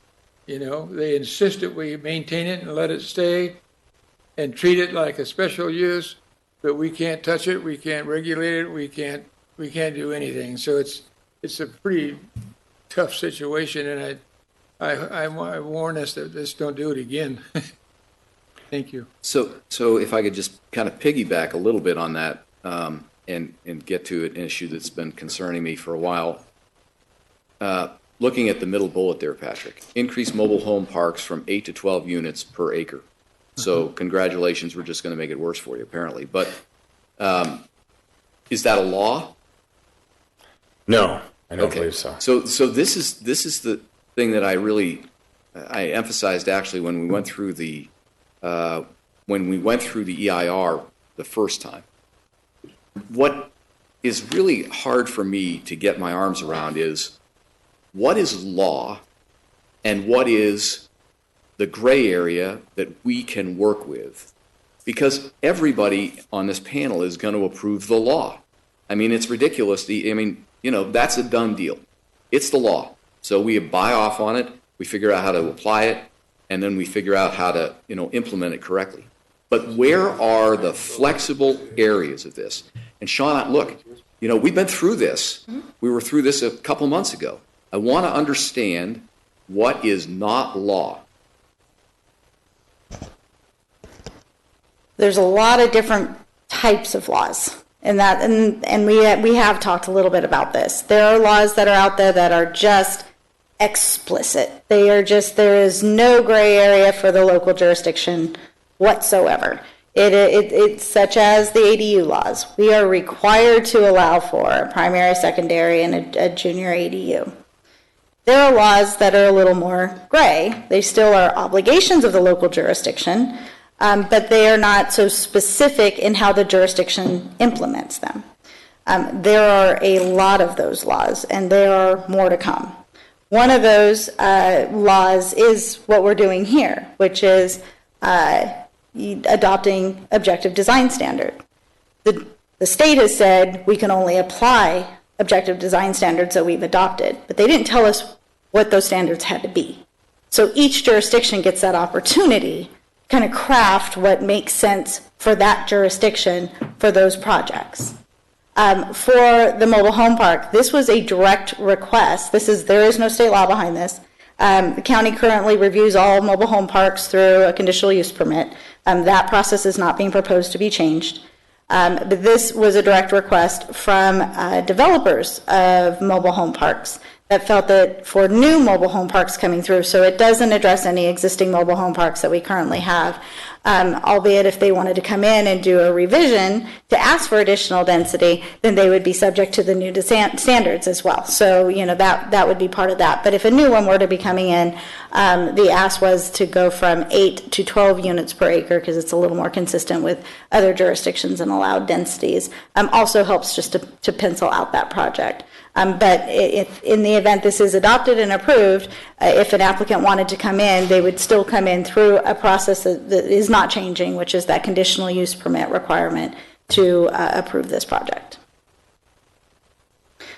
One other thing, Shauna, that you may want to mention is Housing Community Development has to approve the general plan, which has been adopted now, but they have a whole lot of power also. So it's not law, but they basically said, we will not approve your general plan housing element unless you do the following. And so. And one of those implementation measures is to adopt objective design standards. Again, so, and there's just a host of other laws that are out there that are very specific. We shall affirmatively further fair housing. What that really means, every jurisdiction is trying to figure out right now, but we're required to do it. So, to say we're only going to do the law, absolutely we need to do that. We need to bring it consistent with state law. But there is, in some instances, where each jurisdiction is allowed to kind of craft what is the best fit for them. Adopting objective design standards is that place. And so these are looking at those higher density, multifamily, mixed use design standards. So when projects come into those areas, we have something to apply. Yeah. Listen, I understand all of that, and definitely rely on you guys to make these kind of assessments. But we also have a tendency here to fall back on, well, you guys will get to see this again if it comes up, and you'll have to approve it, et cetera. But we're going to move this from 8 to 12 so that Tahoe can go to 8 to 12 in an area where they absolutely, positively, apparently do not want to do that, right? So I guess. And we're doing that because a developer said, or a bunch of developers. It was through the Housing Stakeholder Committee that recommended this. So that included some builders, developers, and affordable housing. They were the ones that asked that this be included. Okay. Well, I don't want to dwell on this particular bullet, but what I'm saying is that each and every one of these bullets has behind it an underlying either statute or a policy or a procedure or something like that really does need to be understood. This is a classic example. I mean, we have a community clearly that's got a problem with this, and now we're giving options to developers to push in 12 instead of 8. Probably through some kind of, well, I guess it's not going to be a streamlined aspect of this. Correct. Not on this one. No. Well, but, why is that bullet different than the other one? Why do we make that a streamlined process? I mean, that this is really there's just a lot of moving parts here, I guess is what I'm saying. This is another example. That's okay. Oh, but you continue. Don't go far. So we are shifting into the third component of the project description here, and something quite technical. Oh my, whoops. And this involves combining zone district map amendments. Again, I'm going to give an overview, but I'm going to dig in a little deeper when we get to the key issues, because the rezone aspect of it, I've been spending a lot of time with people this week trying to describe what that entails. So it is an issue. So we've talked about this previously. Placer County has, what I referred to previously as design sentences in some cases here, where we have you have your base zone, whether it be commercial or multifamily. Again, that's really the focus of these amendments. And then we have a number of combining zones. And in this case, I want to call your attention to the top 3 here. The dash B is minimum building site. and there's a description of what the purpose and intent of that is. The dash UP is a combining use permit requirement, and the dash DL is a density limitation combining district. So we have other combining districts, but these three were identified as having some sort of barriers to housing development. The B and the DL, they have substitute standards, if you will. They have things like density, setbacks, coverage limitations, that are different than the zoning. The UP is a requirement that any project in that with that combining district go to to a discretionary public hearing. So again, this whole concept of this shift from more, away from more subjective discretion to objective, ministerial is what is represented in the design review combining district. And so, where these commercial and multifamily zoned parcels have, one or more of these top three combining zones, we want to replace it with a design review requirement. And in many cases, and I'll talk a little bit more about this, and most of these properties already have a design review requirement. Most of these, as I mentioned, are along the major roadways and such, where we have a interest in protecting the public viewpoints and such. This design review requirement would instead specifically, rely on densities that are allowed and were already planned for in the community plan. It would rely on, setbacks of the base zoning. And what it does for those parcels that already have the design review or what it would be added as part of this process is again, this shift from these 96 guidelines, which are aspirational at best and really have no teeth, to this new design manual and holding them to those requirements to ensure, again, that the projects that we're getting, at least as the design manual is specific to just multifamily and mixed-use housing, but as it relates to those housing types, we want to make sure that again, we're focused on infill of our existing communities. So we don't want this future development to be blockbuster, overwhelm. We want it to integrate it, to transition, to buffer, to feel as though it fits within the character of our existing communities. So I've got another slide on these combining zone district map amendments. But those are really the affected districts, the dash B, the dash UP, the dash DL, and either removing some of those or replacing it with a dash DC. So, let me see. I should have mentioned bold up top. This affects 1,929 parcels. These are some exhibits that I showed a little earlier. On the left is North Auburn. On the right is Granite Bay, just for comparison. You have, I think, a better sense of where our commercial and multifamily residential areas are on the maps. So the bottom table here is just to kind of go through a couple scenarios. Again, this is only affecting combining zone districts. The base zone, if you're zoned for residential or commercial, that doesn't change, but the combining districts here may. So this first example, C1 UPDC, that's neighborhood commercial with a use permit requirement combining and combining design review. You see the proposed is simply the C1 and the DC. So your setbacks, your permissible uses, that will all be established in the C1 zone district. And they were previously and will continue to be held to a design review requirement. Now, if that design review is for multifamily or mixed-use housing, then they're going to need to apply the new manual. If it's for a different type of use or something that's non-residential related, there are other design guidelines in the county that are still valid.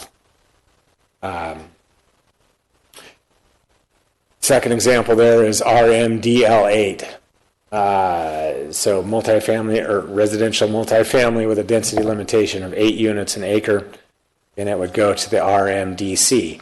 So, I mean, what does that mean to the density of 8 units an acre? Well, as I said, it will now refer back to the range of density that was analyzed and planned for in the community plan.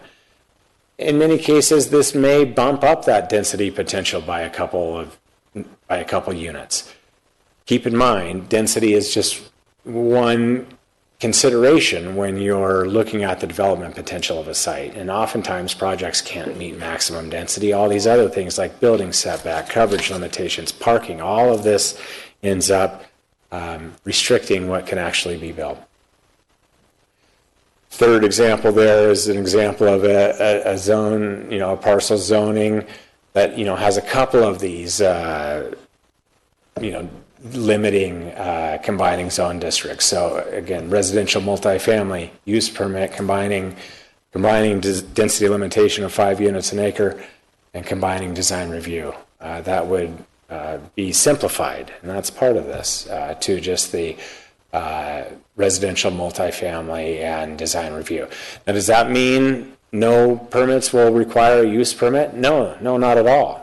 When you go into that residential zoning, there's still going to be a range of uses that are allowed. And if there is some thought that, one use may be incompatible in that zone district, it's still going to require some sort of use permit.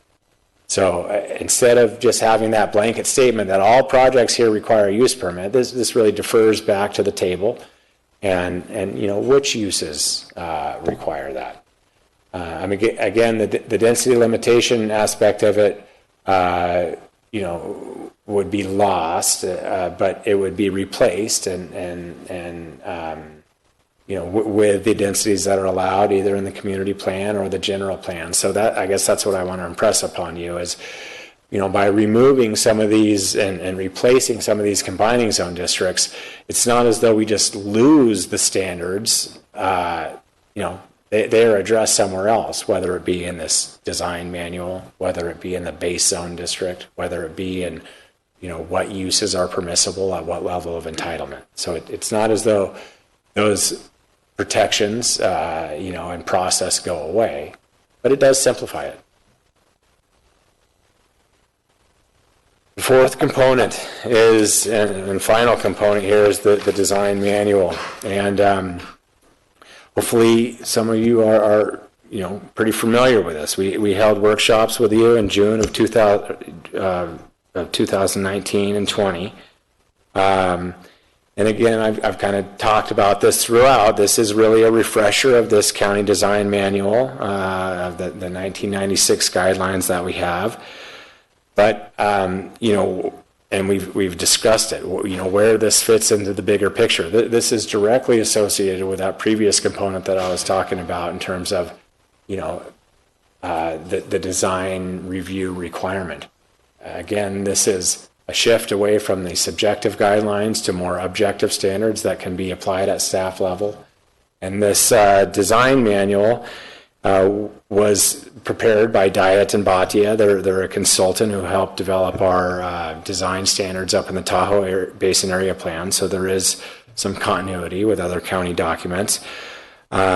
These standards in the manual are really geared towards different project types. So you're going to have different standards for a duplex, a triplex, or quadplex, and those are going to be different because they are different than townhomes, apartments, or mixed-use buildings. So again, we talked about some of the state taking away some of the county's discretion. We talked about Senate Bill 35, but the guiding principles in these in the design manual is really a respect for compatibility with our existing communities. So this is a very user-friendly document. You've given us a lot of valuable feedback as we've developed it.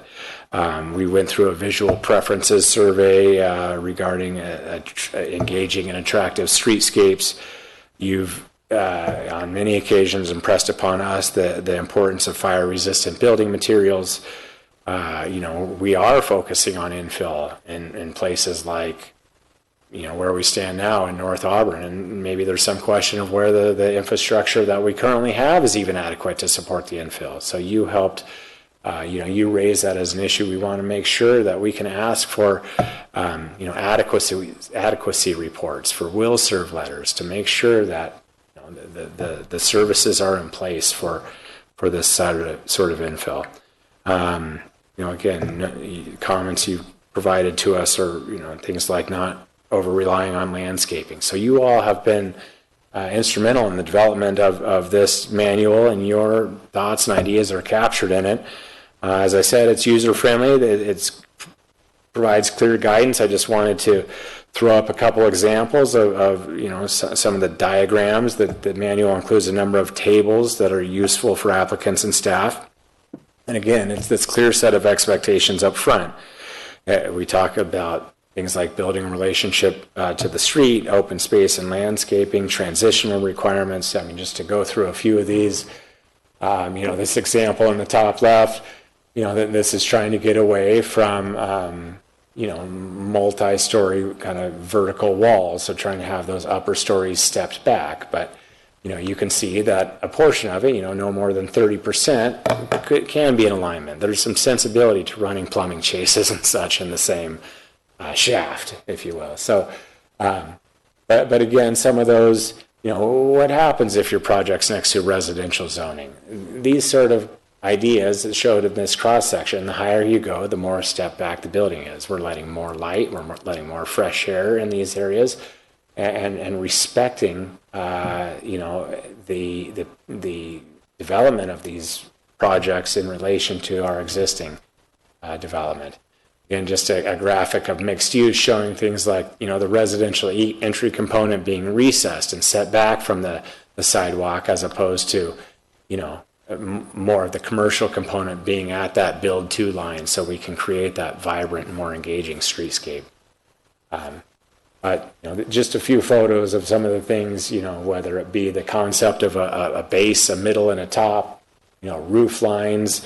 This idea is, this is trying to highlight kind of this house scale. I mean, this is a duplex, but it could easily be just one door on it. Public spaces and open space and how they function. We don't want projects that just kind of give us the leftovers and say, count that as our open space. So these are, this is to provide clear evaluation criteria that can be used for the streamlining of these types of desired projects. Question? Yes. Oftentimes in the zoning that we currently have, there's height limits. Yes. Does this change all that? Doesn't change all of it. It does change height limits in some zone districts, but and again, I should. There are some changes in the zoning ordinance text amendments as it relates to height. In many cases, this design manual sets standards that are less than that. And again, these are the ideas about spacing out kind of multifamily development and single family blocks. Again, having transitions amongst buildings so that we don't bring in new buildings that don't have those step downs and those transitions to our existing buildings. So yes, there are some changes to height, but we developed this with respect for our existing character of our communities and how these projects can fit within. So this would apply to certain zone districts, but not all. The design manual itself applies specifically to certain housing types, duplexes, triplexes, the quad, the townhouse. So it's specific to housing, certain housing types. And those housing types are by default only allowed in certain zone districts. So, you're not going to see multifamily in some of the TPZ or something like that. So there's a relationship there, but. So the change in height would apply to certain, will be part of this process to change certain zone districts? And some of the commercial, and I believe the multifamily residential went up some. And again, depending on, that doesn't mean you can build a 50-foot tall duplex. It restricts it based on the type in the case of the design manual. Okay, thank you. Yep. Okay, so those were the 4 project components. Technical. I don't want to go through this quickly, but the fact is. Hey, Patrick, could I interrupt real quick? Sure. I learned that some of the viewers at home who are watching this did not see the very beginning of the PowerPoint. There were slides. If I can have you go back to slide 36, just for the benefit of those who did not see those slides. And I think the next 4 or 5 slides, if you can just briefly go through those maps, Sure. Just one more time. Not necessarily, I think everybody heard the conversation on the missing middle, and I don't think that exhibit, is I explains as much. But the Right. next slides about the specific areas in the different areas of the county, just kind of walk through those. There's, 3 or 4 of them, I think. Sure. Thank you. These were slides that I just threw in some of these last night. Now, you can see in the slide title, we've been going to MAC meetings. We've been very, transparent in terms of the focus area. We think we have a really good story to tell here in terms of the reasons why we're picking these particular parcels. But, you send out 1,929 letters to people about rezoning. You're bound to get a lot of people saying, where and what does this look like? And so, we've heard that, and that was part of the reason I included some of these slides in today to give some examples that, we're talking about the town centers, these commercial and community nodes that we all know. In the case of North Auburn, you see the existing red, that's existing commercial zoning. There's different variations of that. Could be neighborhood commercial, general commercial plan development, but the red's commercial. The green areas are existing multifamily. And I didn't specifically mention this, but since we're going through it one more time, this kind of darker beige, if that's the color, that's part of that area that would allow that potential for that 4th unit. So that represents the single-family residential zoning served by municipal sewer and water. That blue line is a half-mile buffer around a transit stop. So, the point was that these are not, isolated, fragmented, leapfrog sort of areas. That these are our core. And so this being North Auburn and some of the Bowman area on the screen, some of it's captured up there in the Clipper Gap area. But, here's Granite Bay. Again, the majority of it is along, Douglas and Auburn Folsom, as well as Douglas and Sierra College and Eureka.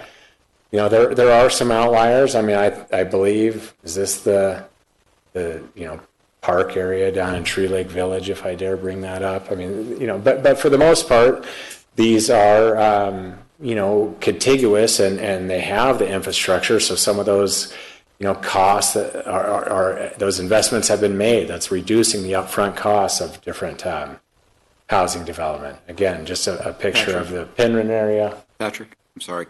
Could you back up to the Granite Bay slide and then just go one slide prior? One more? One slide prior, sorry, to the Granite Bay. Yes. Slide. So this was actually really good. I'm glad we went back and reviewed this. So that blue area that you put on the slide, and I thank you for including these charts, by the way. That blue area is the area, that blue area is really the boundary of, I guess, those elements that go into where you want to do the rezoning. Is that? No, I just, the rezoning is really the green and the red. The blue area is part of this discussion as it relates to the density bonus that would allow up to a 4-plex in single family. And one of the criteria for that is within a half mile of public transit. And so the blue area is really related to multifamily in the sense of duplexes, triplexes, and 4-plexes, but it is different. There's no zone changes there Okay, for the so, blue. I apparently had this wrong when I went through the staff package, in my mind anyway. So how did you conclude what you want to propose for rezoning in the 1,929 parcels? We looked at our existing inventory, our existing zoning, and we focused on those areas of multifamily and commercial, or have those existing designations.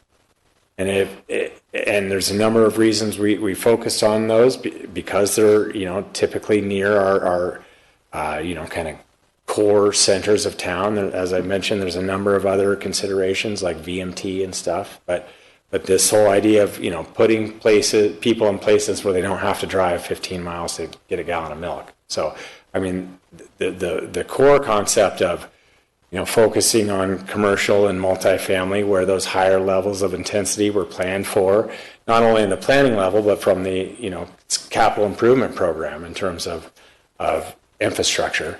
And so, if you had one of those two, the either commercial or multifamily based zoning, and you had one of those three, limiting combining districts that I mentioned, those were the factors that went into consideration for the rezone. Okay. So hopefully the folks at home are following along. That that's a picture of Granite Bay. We talked a little bit about Penryn, as I mentioned. You see in this case no multifamily in that kind of town center of Penryn. I think there is some multifamily down across near King or something, which would really be more of the Horseshoe Bar community.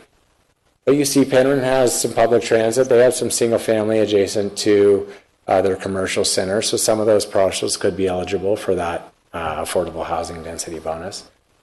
The other example I gave here is Squaw Valley, and again, just to demonstrate, in this case, you got 7-Eleven, Dave's Ski Shop. I mean, that's kind of what you see out there along Highway 89. You have more of the commercial up in the village. So these were intended to be, representative of the fact that these are in the, communities that we know and think of as the core areas. There are a couple of exceptions. I don't want to, make it more complicated, but something like Sabre City out there in the Dry Creek area is kind of isolated, but that's developed multifamily. Also, the orchards at Penryn. I mean, again, it's multifamily, but most of this has commercial and multifamily contiguous. In other words, when you think of that development pattern, often it's kind of a concentric, diminishing level of intensity, where you're starting with the highest and most intense uses at that commercial core. You're slowly stepping out so that it's transitionally getting less intense, and so that's what you often see is the multifamily adjacent to these commercial areas, and that descending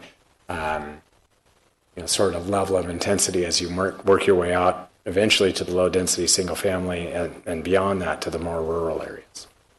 So hopefully that, again, as I mentioned, whether it be Forest Hill, it's along Forest Hill Road. If you're talking Alpine Meadows, there's some commercial and multifamily down there by the River Ranch at the base. The rest of it's up there at the ski resort, similar at North Star. These are the areas that you're familiar with in your communities, sorry if that didn't come across. Again, Sheridan, we're not talking about the outskirts of Sheridan, we're talking downtown Sheridan. Okay, so yeah, slide 50. Thank you. There you go. We've had a previous hearing on the adequacy of the CEQA document. I'm really just planning to touch on this, but as I mentioned, our environmental consultant, Sally Zeff, is on the line. But the EIR, did analyze a full range of environmental impacts of CEQA. This shows some of the timeline in which the comment periods occurred. Particularly, bring this back to our discussion here on February 11th of this year. Where we had that public hearing on the adequacy of the EIR. It did evaluate alternatives. The the housing projects constructed pursuant to these changes do require some mitigation, but there's nothing particularly novel or revolutionary in the EIR. I mean, this is housing, things like geotech reports or drainage studies. I mean, compliance with air quality standards or surveys for people looking for biological resources. I mean, this is still just housing. We hold them to the same requirements that we'd hold any project accountable to. But we have completed the final EIR, and that was released July 9th of this month. So, key issues and topics. I told you we'd come back to a few of these. Movable tiny houses is a big deal. There have been some opponents that have criticized the changes we're introducing. They've said these aren't subject to Title 24. They're not subject to the same building code requirements. They've raised issues about community character and compatibility. And we're not the first to do this. Other jurisdictions like Mendocino, Fresno, San Diego, I mean, they have movable tiny home ordinances. They haven't seen a flood of movable tiny homes. They're somewhat affordable, but that doesn't mean they're cheap. And most of us still want to live in more than 400 square feet. So they're not for everyone, but they certainly are for some people who are interested. And we believe that it really makes sense in some places in some of our communities. Now, I mentioned earlier, you can build a small stick-built home right now. I mean, yes, it has to comply with the building code, but there aren't a lot of other considerations other than that. We have, included regulations that go above and beyond the requirements of what a stick-built home would require now. So there are compatibility requirements regarding some, pitch of roofs, ingress, egress, skirting of the wheels around the base. In the high fire hazard severity zone, these would need to be retrofitted with a fire suppression system. So I would just say that, that issue, it really gets to something that we try and do in all of these changes, which is strike the balance. That this isn't just us, allowing a new type without further consideration.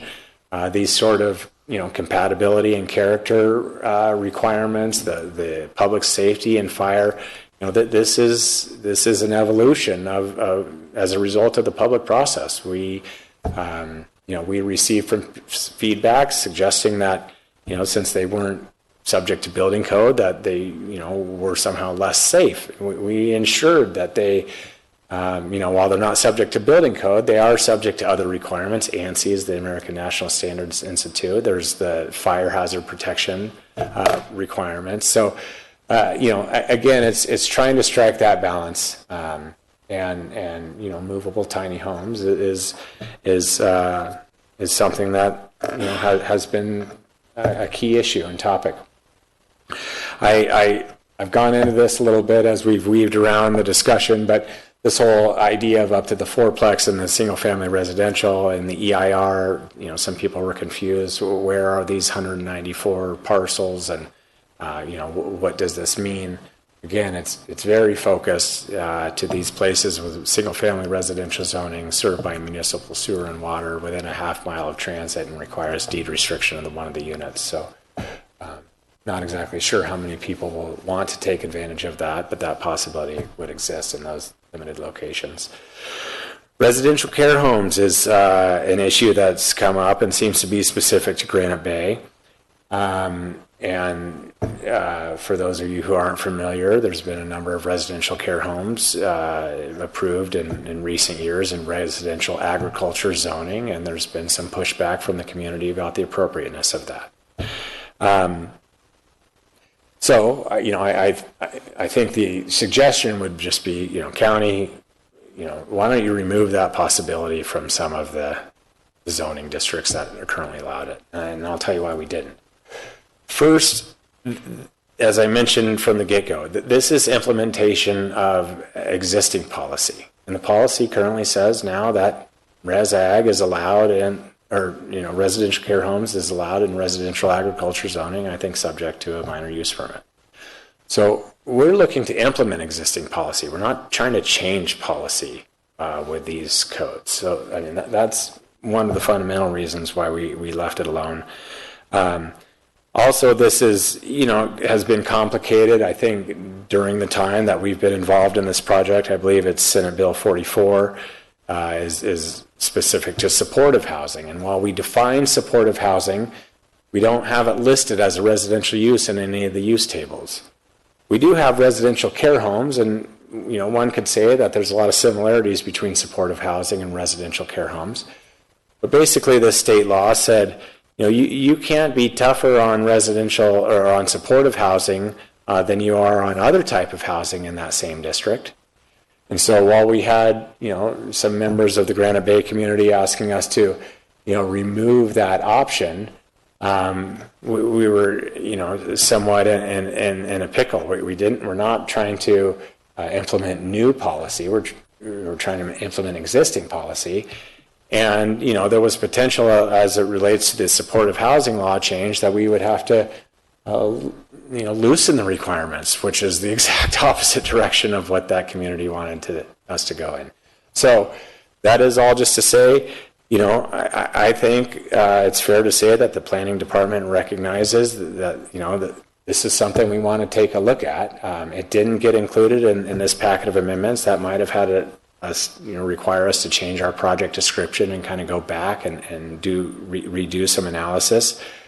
And we are, that's not to say we're not taking it on, but it just got put on the to-do list, and we are already working on, a real comprehensive and more holistic approach to how to solve this issue of residential care homes and supportive homes. Nevertheless, it was an issue. Building, there was a specific request from Dave Cook of Cook Development regarding building setback request. And again, it came in late. It wasn't something we were able to accommodate, but we liked some of the ideas, and it was kind of specific to a real specific type of housing, an alley-loaded project, so smaller lots accessed by alleys. And again, like conceptually, we think that, some of the flexibility that's provided for in the cluster lot housing, some of the amendments we made to the -B building, combining zone setback, we addressed some of the issues as it relates to building setbacks and coverage, but we didn't, fold those in. And again, similar to residential care homes, that might have put us in a situation where we had to kind of change the scope of the project description and reevaluate. So I'll end with this combining zone district, and again, this is something I kind of added last night. That the rezone, the combining zone district amendments have always been part of the project. This is not something that came in late. But when you notice nearly 2,000 people and on such an important issue, you're bound to get a lot of people calling and asking, why are you doing this? And so, we sent out a letter in anticipation of this hearing notifying the property owners, and some folks were critical of that letter, saying it was confusing. And, this is some of the stuff we're talking about is confusing, combining zone district implications. We're trying to send a letter on one page, and it wasn't the intent to explain all the variations within the letter. The intent was, hey, if you want to know more information, call me. And the letter was successful in serving that purpose. A lot of people did contact us. This is, we held a public hearing, we held a virtual workshop. So we noticed all these 1,900 and some odd parcels back in January, and held virtual workshops that we invited them to, and posted those recorded meetings on our website, and wanted to say, this is what it means for you. And I mean, some people may not want to hear this, but we didn't need to notice these folks. Our notification requirements are consistent with the Brown Act, and there's a threshold there. When you get beyond 1,000 parcels and such, you're generally a newspaper sort of notification, posting it at public buildings and so that's adequate. I mean, so we went above and beyond when we notified them back in January, as well as for this hearing, and as well we plan to do again for the Board of Supervisors. And that's because we want to be fully transparent about this. It's really kind of a no harm, no foul from our perspective. If you don't have multifamily zoning or multifamily development and don't want it, this really isn't going to affect you. If you have that sort of zoning and are interested in those types of development, we think you'll like what we have to offer. We think that the adjustments we're making to the more flexibility in the development standards, the streamlining of the process, it might make one of the projects that was previously infeasible, start to pencil out. So, I would just, recognize that, we're not changing the base zoning. The combining district information is technical, and we've done our best to inform the people of what that means for them. And that kind of leads me to, I think, really one of my final slides regarding public outreach and stakeholder coordination. I mean, we started this project in 2019. There have been numerous opportunities and efforts that staff has made to get this information out, whether it be community forums. We've had various meetings with focus groups. We have had flash vote surveys where we got outstanding returns.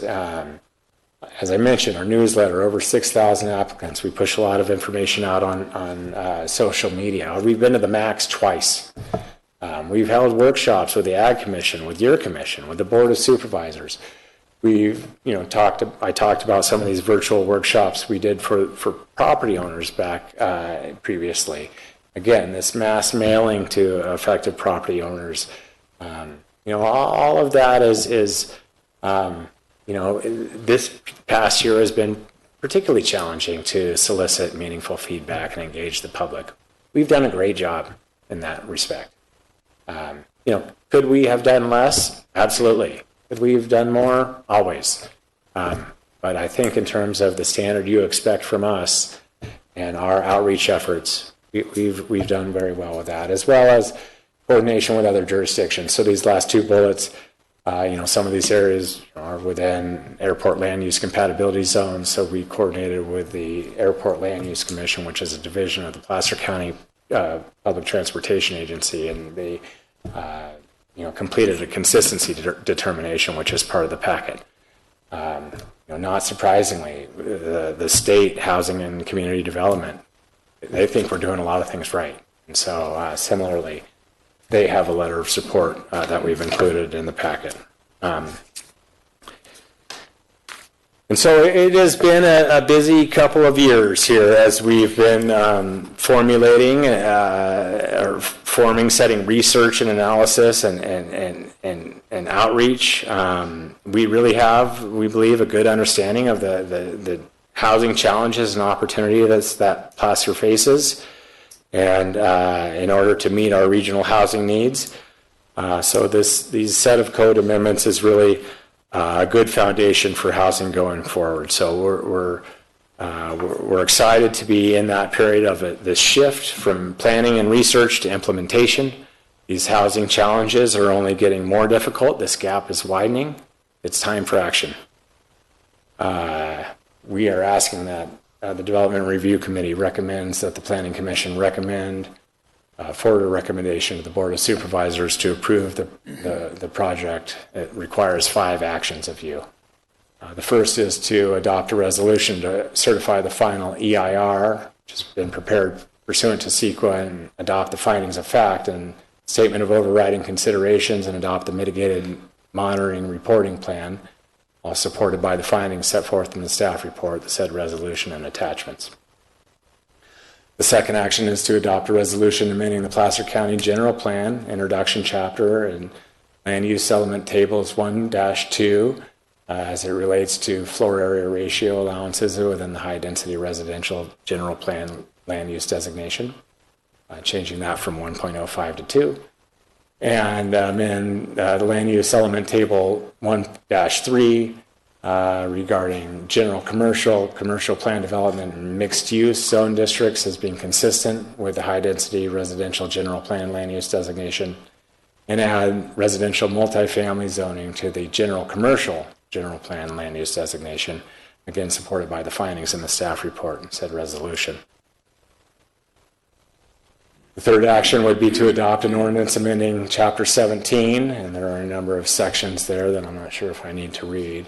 But they're all listed on the screen there and in your packet. This is to include a mixed-use community zone district, mixed-use land use type, and seasonal worker housing. There's amendments regarding the density bonus and cluster lot development and movable tiny home regulations. That's part of Attachment C, again, supported by the findings in the staff report and the ordinance. Number 4, adopt an ordinance to rezone certain real properties within the unincorporated area. This is Attachment D, Exhibit 1. This is this list of 1,929 parcels as it affects their combining zone district, again supported by the findings in the staff report and the ordinance. And finally, adopt an ordinance approving the mixed-use multifamily design manual. This is an Attachment E, supported by the findings in the staff report and the ordinance.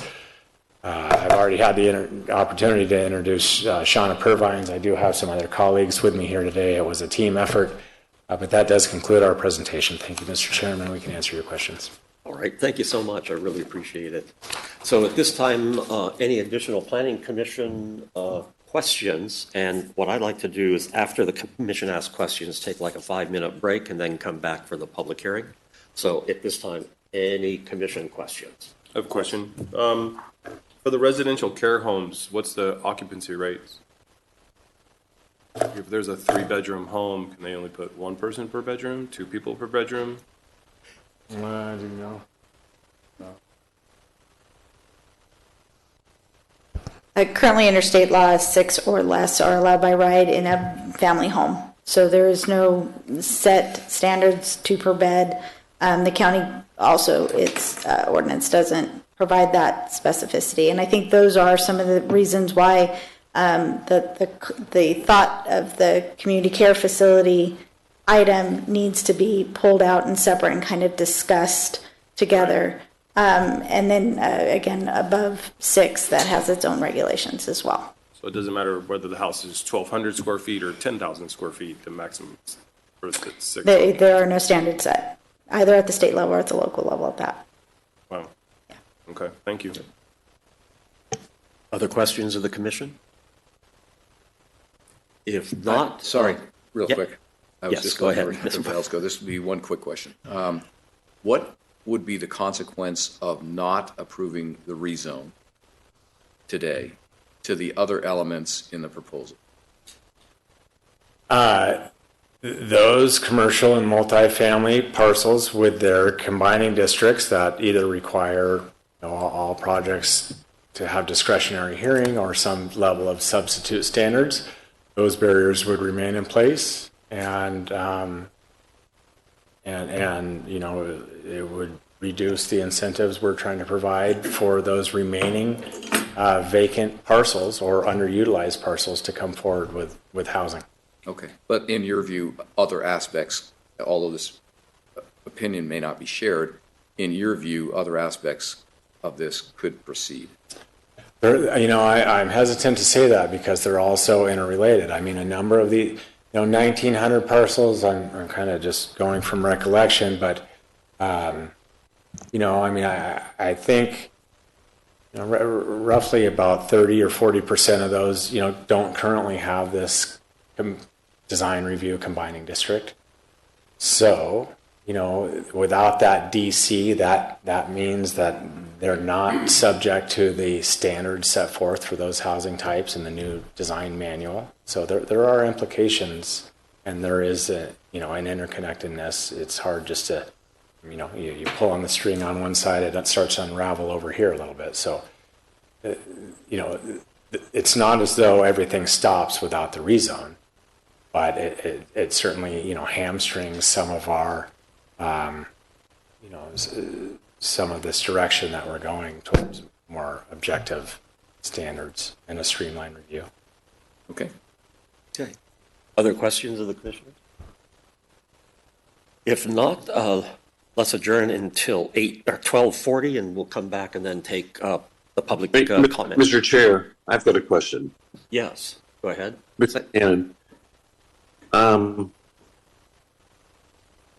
having been a planning commissioner for the city of Roseville for 8 years and chair twice, I saw a lot of these infill kinds of things. And my concern is the impacts upon the next door territories, neighbors, their property rights. So I would like for the speaker to address that and how we're going to mitigate that in the future. Does that make sense? Yes, thank you, Commissioner Cannon. I believe I got it, and I covered a lot. So, but I think I touched on some of this in the design manual. There, the transitions between different zoning types and their allowed levels of intensity. Whether that be increased setbacks or buffering requirements or landscaping requirements to create that buffer. There's that element of it. There's also elements regarding neighborhood or neighbor compatibility and the architectural requirements in terms of having upper stories stepped back and again, all kinds of things like no light trespass. Making sure that cars, the garage face is back far enough so that the car doesn't hang out over the sidewalk. I mean, all of these things are part of making sure that the new development complements and does not overwhelm the neighboring surrounding development. Okay, thank you, Commissioner, Mr. Chair, and thank you for your response. All right. Any other questions of the commission? All right. If not, given let's go to 12:45. We'll come back for the public comments at that time.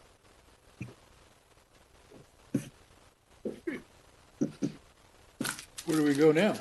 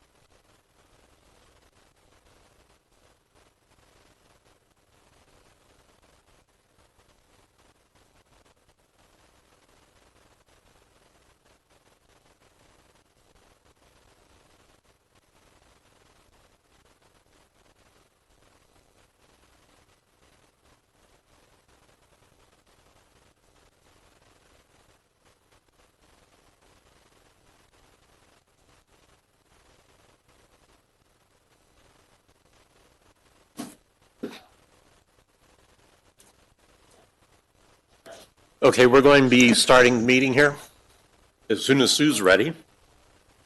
You're ready? Okay. I'd like to call back to order the Placer County Planning Commission. This is on the housing-related code elements, general plan amendment, zoning text amendment, rezone multifamily and mixed-use design manual. At this time, I want to open the public comment period. Anyone in the audience who wants to comment? Seeing none. Sue, online?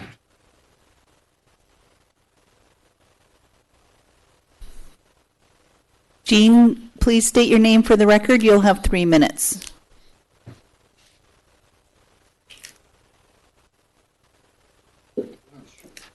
Jean, you're on mute. Take yourself off mute.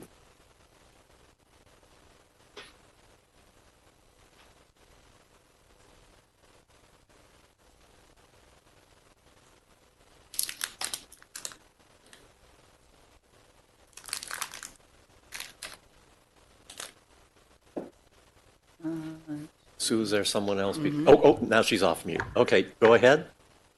Okay, this is Jean Hunting. I am from the very rural area of Meadow Vista and would like to know why it was included. There are no sewers. There's the fire danger. It's 2 miles where I live to in and out with one way.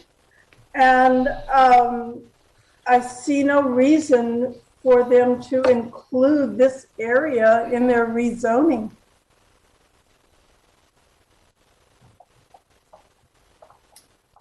All right, thank you. Next, Sue.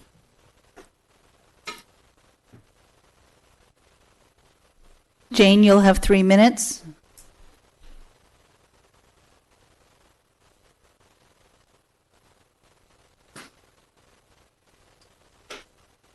Hello? Hello, we hear you.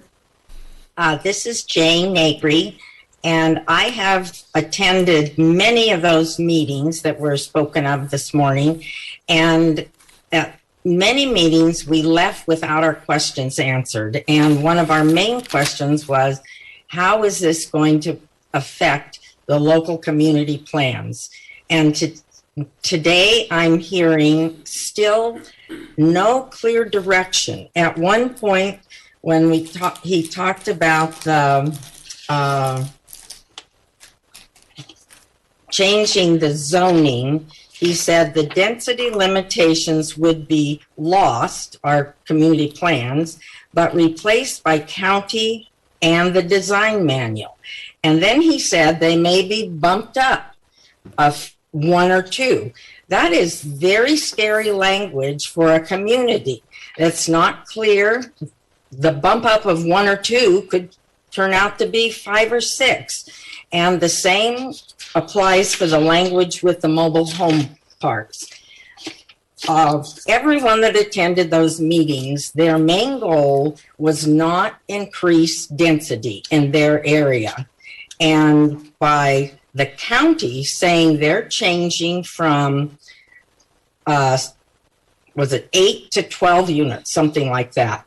And it wasn't the people that asked for that, it was a developer. And then it was a group of these people that sounded like they were business affiliates or something.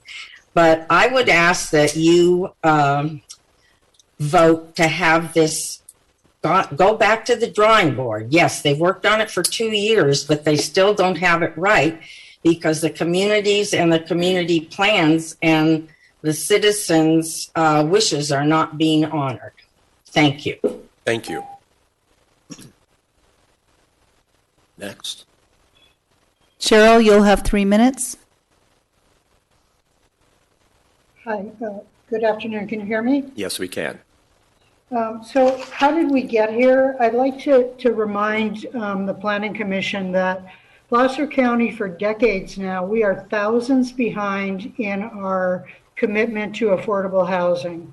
In looking at those numbers, several citizens actually provided to HCD all of the specific plan commitments that were supposed to be made for affordable housing by the fact that they received these entitlements. If you add all those up, we would have met our commitment. So I also wanted to respond back to Patrick's comment that this is unincorporated. And Shauna is sitting there. The HCD letter response to the housing element draft actually included specific plans in the affordable housing component. So I would like to say that this is a huge scope mishit. Specific plans should be included in all of these amendments. It's not just unincorporated. So I think that's a huge miss. In addition, when Patrick came to the Granite Bay MAC in 2019, the MAC said that it wasn't ready for prime time. The charts were misleading, trying to do too much. Well, these were information items. I think if you went to all, was it 13 MACs, and asked for an action item and actually got the responses from the people that are representing the community, you would have a different take on what's happening here today. It's very complex. As Commissioner Woodward said, there's a huge matrix. It's actually a 3D matrix that you're trying to put too much into one meeting. There's a lot of, it's like layers upon layers of requirements on the county. We understand it's complex, but you haven't done the mapping yet for each of these requirements to say, what is state law? Identify each of those, make it simpler. Do the state law ones first. It's really not as complex as it's being made to be. If you took all of those and said, here's what we need to do for the state, and then start tackling the things that you have more leverage on, at least you would be meeting the state requirements. In addition, I'm not sure that actually the MAC notification was even met. Were they noticed within the 60 days that they were supposed to? They could have responded maybe with a different type of meeting. In addition, on the residential zoning itself, if you look at the cumulative impacts, Granite Bay is built out on sewer. Look at transportation surveys. They've already said there is no more sewer. So if you start adding all these things, where are you going to get the sewer from? I don't think you can separate the infrastructure and the community plans, as Jane said, from the actual, this is what we're going to do on paper. They're not lining up. We don't have the infrastructure. The residents don't want additional density. They're not saying that they don't want the affordable housing. They want the right solution. And I actually think that the solutions in Granite Bay were actually very well proposed. They seem to meet the standards. But as Jane said, the scary language. Your 3 minutes is up. Can you conclude your statements? Yes. So I think that this really isn't ready for prime time, and I think that I would ask you to please defer this until the homework has been done on that matrix. Thank you. Thank you. Next. Karen, please unmute your mic. You'll have 3 minutes.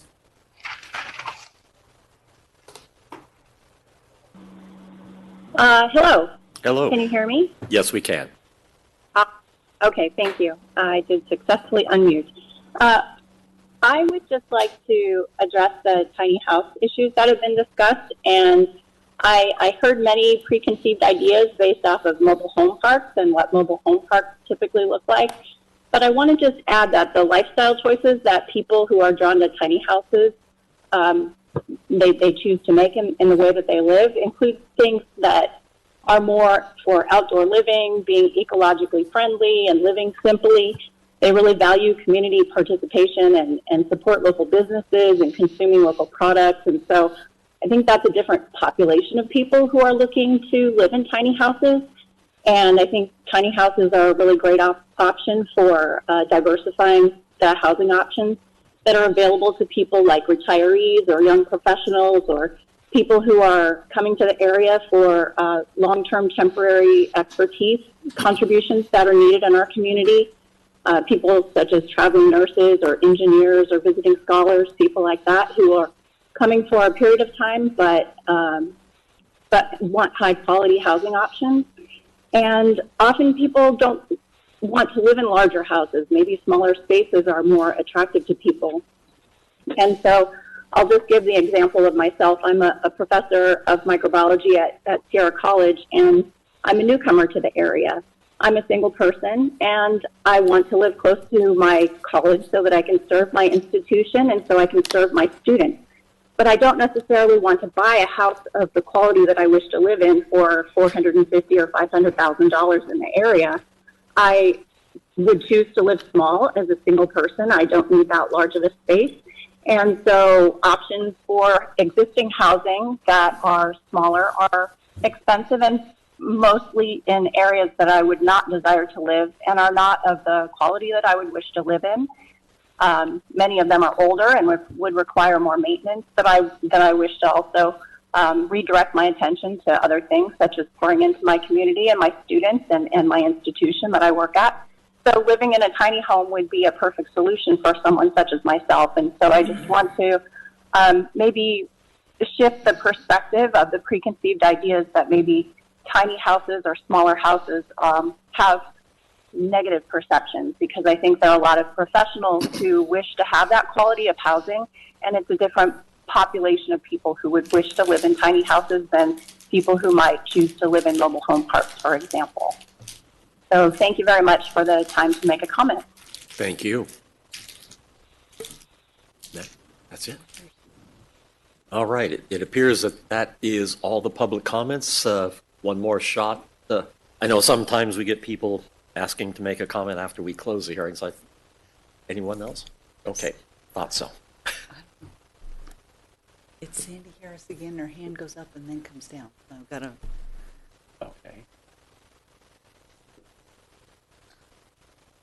So you think the hand's not? It's doing the same thing as it did the last time when we had trouble with Sandy Harris. Okay. You want to ask her if she wants to speak? Is it you said Sandra? Sandra Harris. Sandra Harris, your hand comes up, goes down, comes up. Did you want to speak? If so, Sue, if you would let her in and then unmute.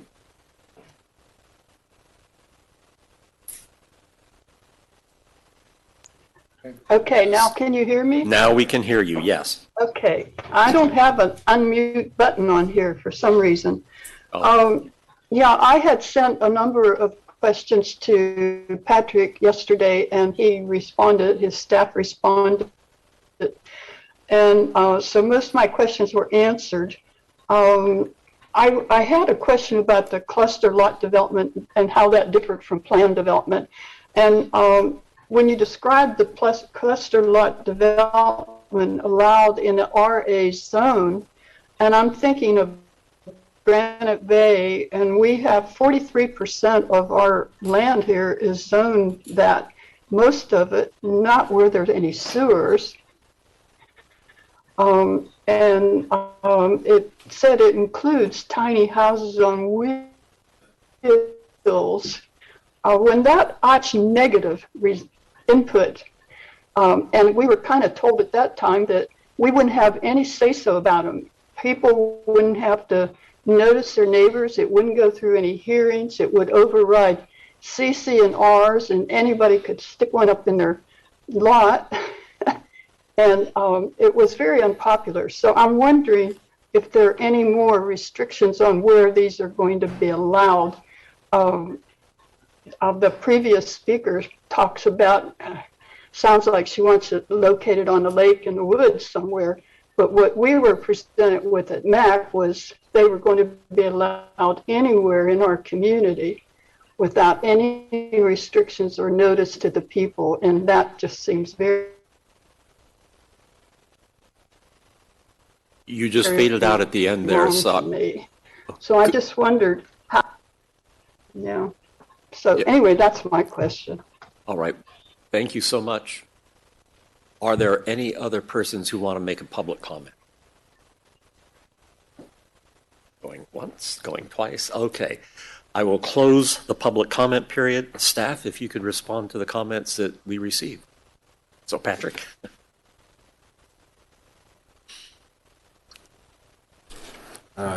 Thank you again, Mr. Chairman, and those of you who provided comments. I'll do my best here to respond. You know, there were just a handful of them, so I wrote them down by name. Jean, I think, was the first person to call from Meta Vista and was suggesting that we shouldn't have included, you know, the rezone consideration in her area. And I would just say that, there is no construction directly associated with this project. Any future projects will have to comply with emergency requirements. So that's kind of all I had on that issue. Jane, I believe, spoke next about, the relationship of community plans, and that is a challenging thing, and we have spoken about it here, previously, that kind of vertical integration that's required between the general plan at the top, these community plans, and the various other county codes, whether it be the zoning ordinance or the design manual. But where the community plan specifies a substitute, whether it be in a standard, such as density or setbacks, the community plan prevails and carries the day. Where it is silent. So, for instance, on this issue of tiny homes on wheels, I don't believe any of our community plans speak to that issue because it hasn't been an issue till now. So the fact that they're silent on it, then they would, defer in that hierarchy back up to the zoning ordinance, and the regulations in the zoning ordinance would apply. So, again, it is complicated. That's part of our, impetus in this project. We're trying to simplify some of this, and these combining districts, looking in all these various documents, it can be a real challenge to figure out what your rules are.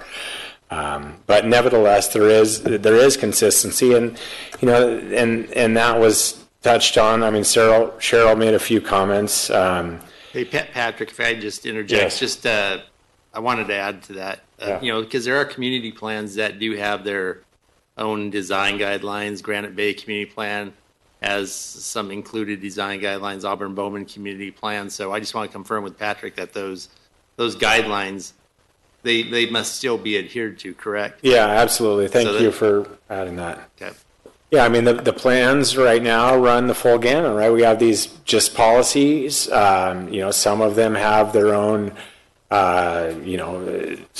development standards and land uses, and basically function as little miniature general plans and zoning ordinances. So we have this, broad range of the plans themselves. But yeah, I mean, the specific example that EJ brought up, like the landscaping requirements and setback on Douglas Boulevard, I mean, those sort of things still would be applicable. But other standards, such as the new standards for multifamily or mixed use, as it relates to those different building types, because the community plan doesn't currently address those, that would be applicable within the community plan.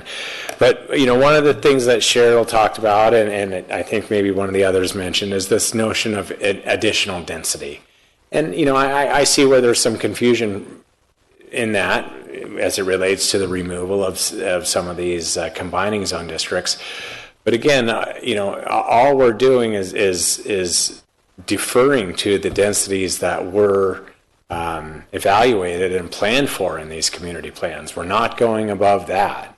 And so, and I believe I was being correct when I say on some of these parcels, it may result in a potential increase of just looking at that factor alone. A lot of these other development factors are going to, directly or indirectly affect whether you can get to maximum density. But we're not increasing densities that have already been analyzed and planned for in these various communities. Cheryl, I think, also mentioned that maybe some of this should be applicable to specific plans. I don't really have a response to that other than, this isn't. Karen, thanks for the kudos on the tiny homes. Sandy talked about the tiny homes on wheels.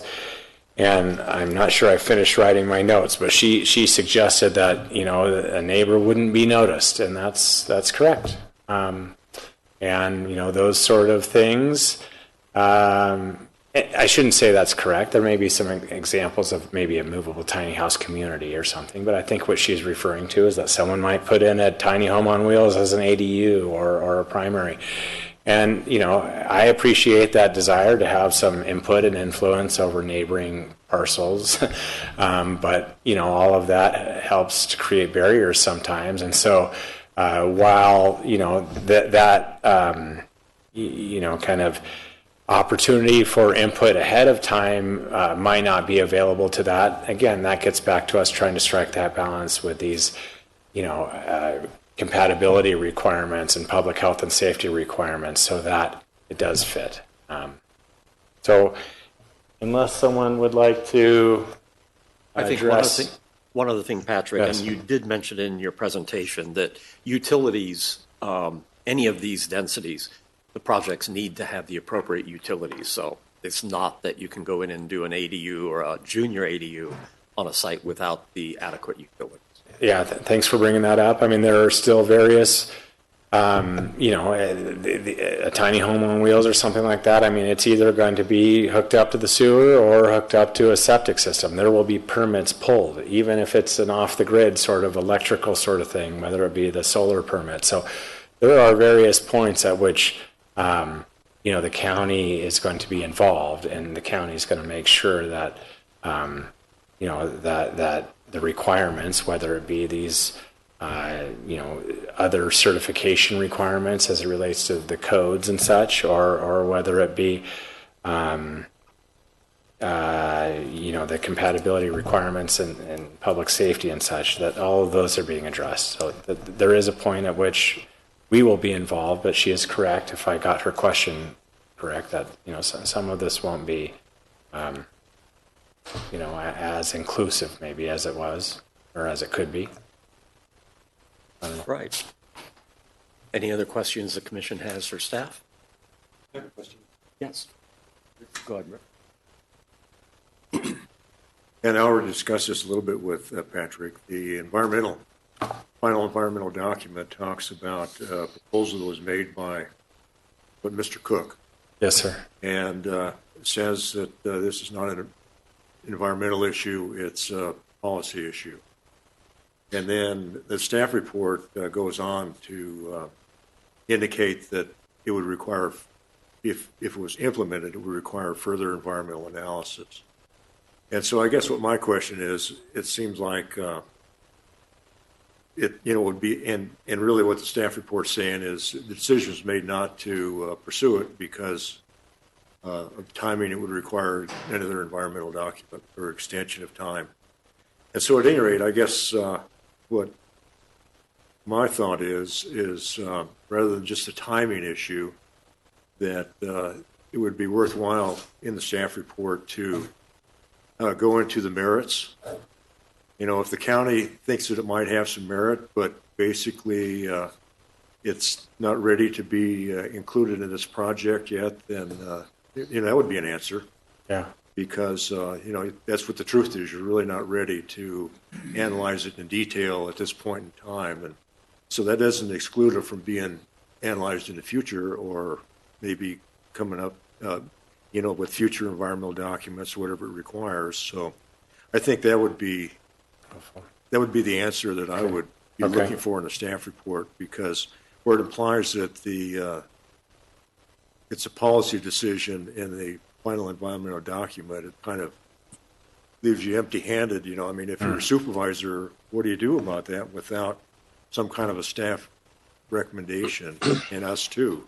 And so at any rate, I get the impression from the presentation today that it might have some merit, which, probably would be worthwhile admitting to if that's the case, but, you don't really haven't analyzed yet. You're not ready to really present it at this point in time.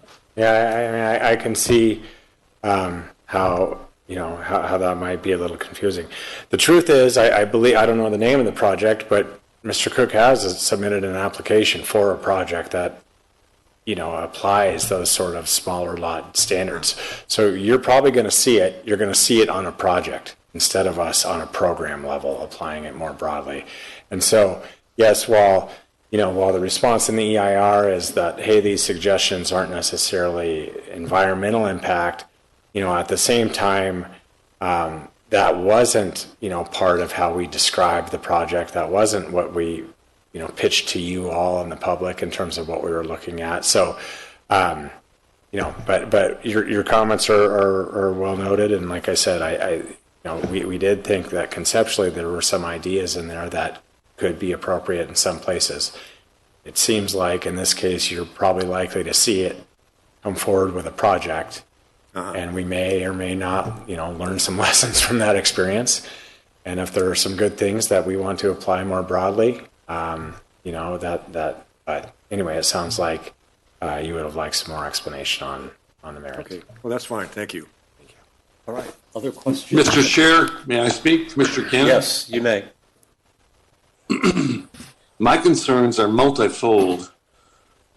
I don't like the implications and ramifications for a project like this, or a proposal rather, that seems uncooked. I agree with my fellow commissioner who just spoke that I'm not sure this thing's ready for prime time, because we got to think about the property rights, private property rights of the others. They're going to be impacted by this. And that really has not been touched upon. And the callers that came in raised their own concerns, which I tend to agree with. So I'd like Patrick to address those if he won't mind, and if the chair won't mind. Thank you. All right. Patrick? Thank you again for the question, Commissioner. We've done our best. It is complicated. It feels like a lot. I think the more you get familiar with it, you'll see how focused it really is on particularly these existing commercial and multifamily designated areas, and even further, kind of just the remaining vacant spots within them. As I mentioned in the beginning here, we've been planning for some time. We think it's time to act. Could we take longer on it? I mean, I would say, are we going to sacrifice good for perfect? This is something where we've tried to balance the interests and knowing that future projects aren't absolved from CEQA, or there are still protections in place. There will be many projects that still come before you. But, you're not the first person to say that, Commissioner, and others have said, we need a little more time to get our heads around this. But generally, the people I've spoken to, and as they've come to understand it, have walked away with an understanding and more of an acceptance of, the approach. Shauna Irvine. Just to address kind of some of the fundamentals again of the project. It's not changing that base zoning. So for projects or for property owners or neighbors of property owners, if they're currently zoned for commercial, this is not proposing that change that zone from commercial. If they're currently proposed for multifamily, it's not changing the proposal for them to be multifamily. So the intent here is for the implementation, and it's to help streamline that implementation as is being envisioned and required through state law. So this is to help provide those neighbors this opportunity to see what, if a project were to come next door to them, what the county is going to be holding that property owner accountable to. So by adopting these design standards, now the neighbor says, that is what they're going to be held accountable to, and what they should be holding the county, holding the applicant accountable to. Today, absent those standards, an applicant could come in and propose something where we don't have an opportunity to apply those certain standards. So hopefully this is giving those neighbors an opportunity to see and have some certainty of what a project coming next to them might look like. But if that process, if I could just take what you just said and move through that. So under those circumstances, that project would not be streamlined and would come forward through the typical process to this group and then to the supervisors for approval, as opposed to being operated or approved through a streamlined process. Not correct. The project could still go through streamlined, just would not have standards to apply to it. So a project could still come in if we did not adopt the standards. and a project came in and wanted to be processed through, because they meet certain requirements under state law, they've got their 5% affordable included in, or whatever the rule is, then they'll be processed through where the county can only apply the adopted objective standards. And so if we don't adopt these objective standards, then the project gets to move forward with a streamlined review, and the county just does not apply those standards. Okay. All right.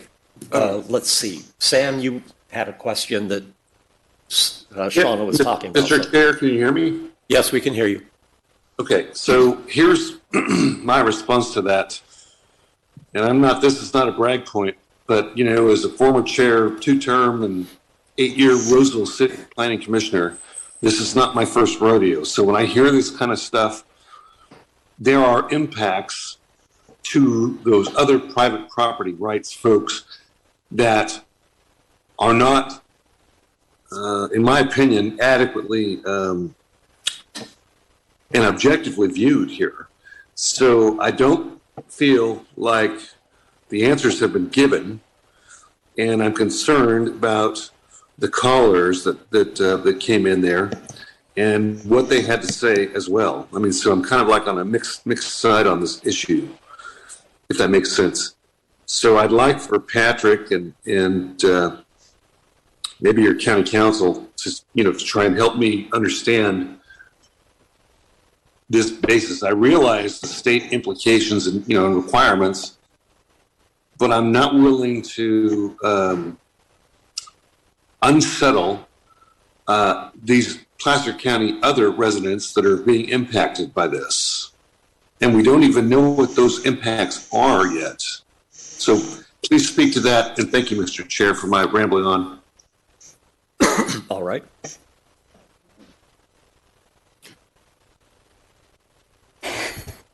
Okay, I'll give this one a shot and see if council can help me. To the property concern rights. Currently, a property owner, be it the one coming in for an application, or say the neighboring, or maybe even 10 neighborings down, in the community. Each of those currently today have rights allowed through the zoning, through the general plan, community plan, and zoning code, or even specific plan. You want to throw that one in there.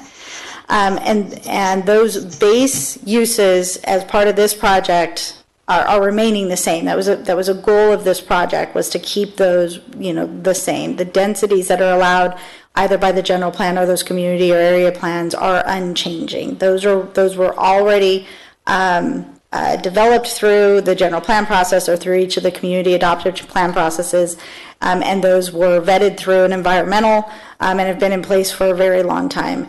This project is looking to implement those uses, what was identified as part of those general plan, community plan, or specific plans, to help implement those through a process that now the state is saying we're going to change up a little bit. So to some degree, in some projects, noticing does go away. There's no requirement for noticing any longer should an applicant want to elect to come through that streamlined process. If they choose to just come through a normal process, it's still a design review. It still requires that applicant to meet the county's adopted standards. And so, for those neighbors that have been living, say, next to a commercial property or next to a multifamily property, always wondering what is going to be there, when the property owner decides to build that, and relying on the opportunity to speak to, say, before your commission or the board of supervisors or zoning administrator, to apply their input on what they would like to see there. What this provides for is that this is kind of decided up front. This is the design standards that will be applied are adopted now, and will be held accountable to those projects in those areas. And where there are objective design standards adopted either in the general plan or in the community plans, those go first. Those are the ones that we start with as we go down to look for bringing a project consistent or in conformance with the county's rules. Where those don't exist in those community plans, then we kind of move into the zoning and into the design manual. And we do have areas, we have, Tahoe Basin Area Plan, very specific plan. Not only that, but then it specifically says, if not in this plan, go to the Code of Ordinance, the TRPA Code of Ordinance. If not in the Code of Ordinance, then come back to the county. And so there is just a process as we get applications in, how we review them and determine a hierarchy of what is applied. So these design standards that are being proposed, we would fall into that. As a project comes in, we would first start with, general plans and community plans and what's adopted there, and then, rely on these where there is not adopted standards that we would need to apply to a project. Can I try and say back what I think is being said here, which is there is zoning in place, land uses in place, and those haven't changed. So from the neighbor's standpoint, nothing has changed. Now the state has come in and said, for residential, you can have an ADU and you can have a junior ADU. So 2 more units on your property and the county can't say anything about it. They've also said if you come in and build low-cost housing or very low-cost housing, you can increase the density by 50%. You can increase the height by a certain percentage. And the county can't say anything. It actually is now up to 85%, but yes. It's how much? 85%. 85%? Yeah. Okay. But the county can't say anything. So that can happen today with other than the existing rules and regulations. These are putting in place the standards that you can judge against. And I'm involved with a project using SB 330. They're coming in saying, you can't challenge us because we're meeting the general plan, so we can build this without the town saying anything. So again, the town I'm working with doesn't have standards. And as a staff trying to review that, it's horrible because you can't say anything. So what this is doing is implementing the standards where the staff finally has some say over what comes in. The neighbors have something to say. So when you talk about the neighbors adjacent to these parcels, today they have nothing to say if one of these projects came in. At least now with these standards, they can see what is being proposed. That's kind of my interpretation of what's occurring. Mr. Chair, Yes, Mr. Cannon, Yep. if I may. Can you hear me? Yes, go ahead. I mean, I've got fundamental issues with this proposal because we're talking about county and local rights versus state rights. Now, I realize that's not Placer County's concern. They're trying to deal with the mandates. However, the implications, as I said earlier, and ramifications for the private property owners are going to be significant. So you just outlined, I mean, how many stories we're talking about that can change. So we will fundamentally change the footprint of these communities by proposing or moving forward this project. I hope that makes sense. And that's allowed by state today. I'm sorry, that's there today by right. It's there today, and these communities have nothing to say about it. The county has nothing to say about it. So these standards come in and say, if you are going to do that, these are the standards you have to hold to. That's my concern. Is the state has usurped the county's ability to review their projects, and that's in place today by right. And looking at the legislation coming forward, I think there's one proposal that by right you can build a duplex and then split the property without going through any county review. I mean, it is pretty substantial what the state is looking at to get housing. So these are in place so that the county has some say over what goes in, because the state says, if the county has guidelines in place, then you will use those in reviewing the projects. Other than that, they go forward without any review. It's just, that's what we're facing. I have a question. Go ahead. I have 2 questions. My first one is, I get it. I understand the design standards in place. Tell everyone what you're doing. And let's say someone takes a look at those and they think something else should be included. A neighboring resident thing. I think we should also include this in the design standards. How do they go about, this is my first question, how do they go about maybe adjusting or giving input into those standards?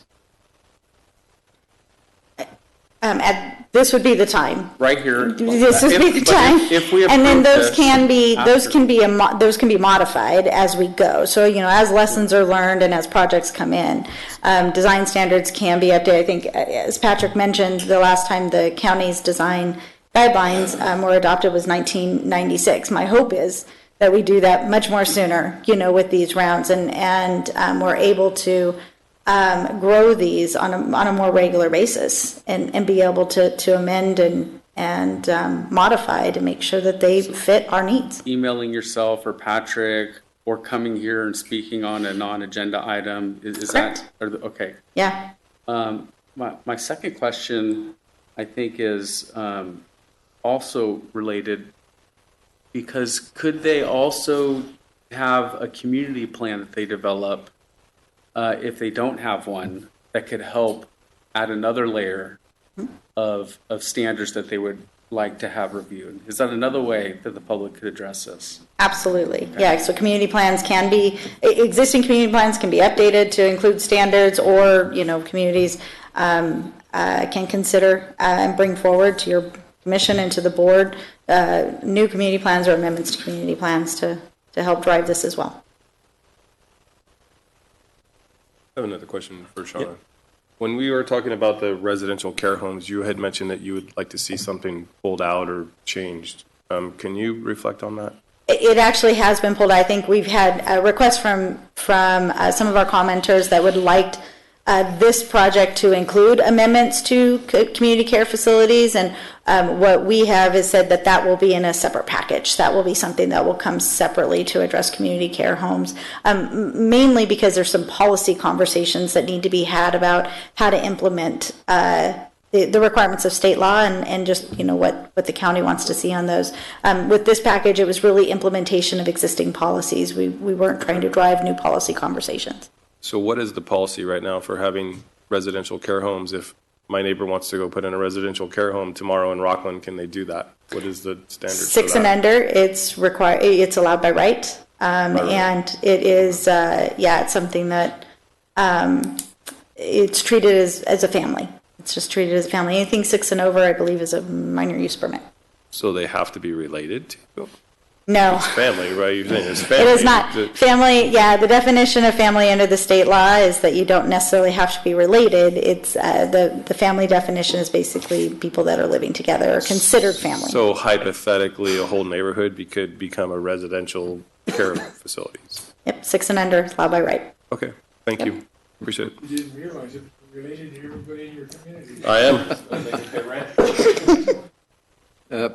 If I could double back on a question that was previously asked. By the way, I largely agree with Mr. Cannon on this. I have a lot of concerns with it. They could probably be resolved. I don't want to beat a dead horse forever, and I think in a reasonably tight period of time, I think we could resolve some of these. But today, I am concerned about where we are with this and with the public as well. But so we talked earlier, just a little bit ago, about the design standards, which seem to me to be pretty good. But if a member of the public wanted to alter them or make an input, there was discussion here about doing so with an email to you or whatever. But if we act today and we vote for approval on those design standards today, are they not then headed for the supervisors, and it's going to become appreciably more difficult to make those changes? Correct. So a recommendation by your commission today to the Board of Supervisors, and the board adopts them, then those would be the standards codified at that time. Those standards can be updated as often as the commission or the board wants them to be. It can be that we, using Dave Cook's recommendations, to want to look at alley-loaded design standards. So, as those now kind of filter through the process and we start to look at those, it very well may warrant an update to those design standards.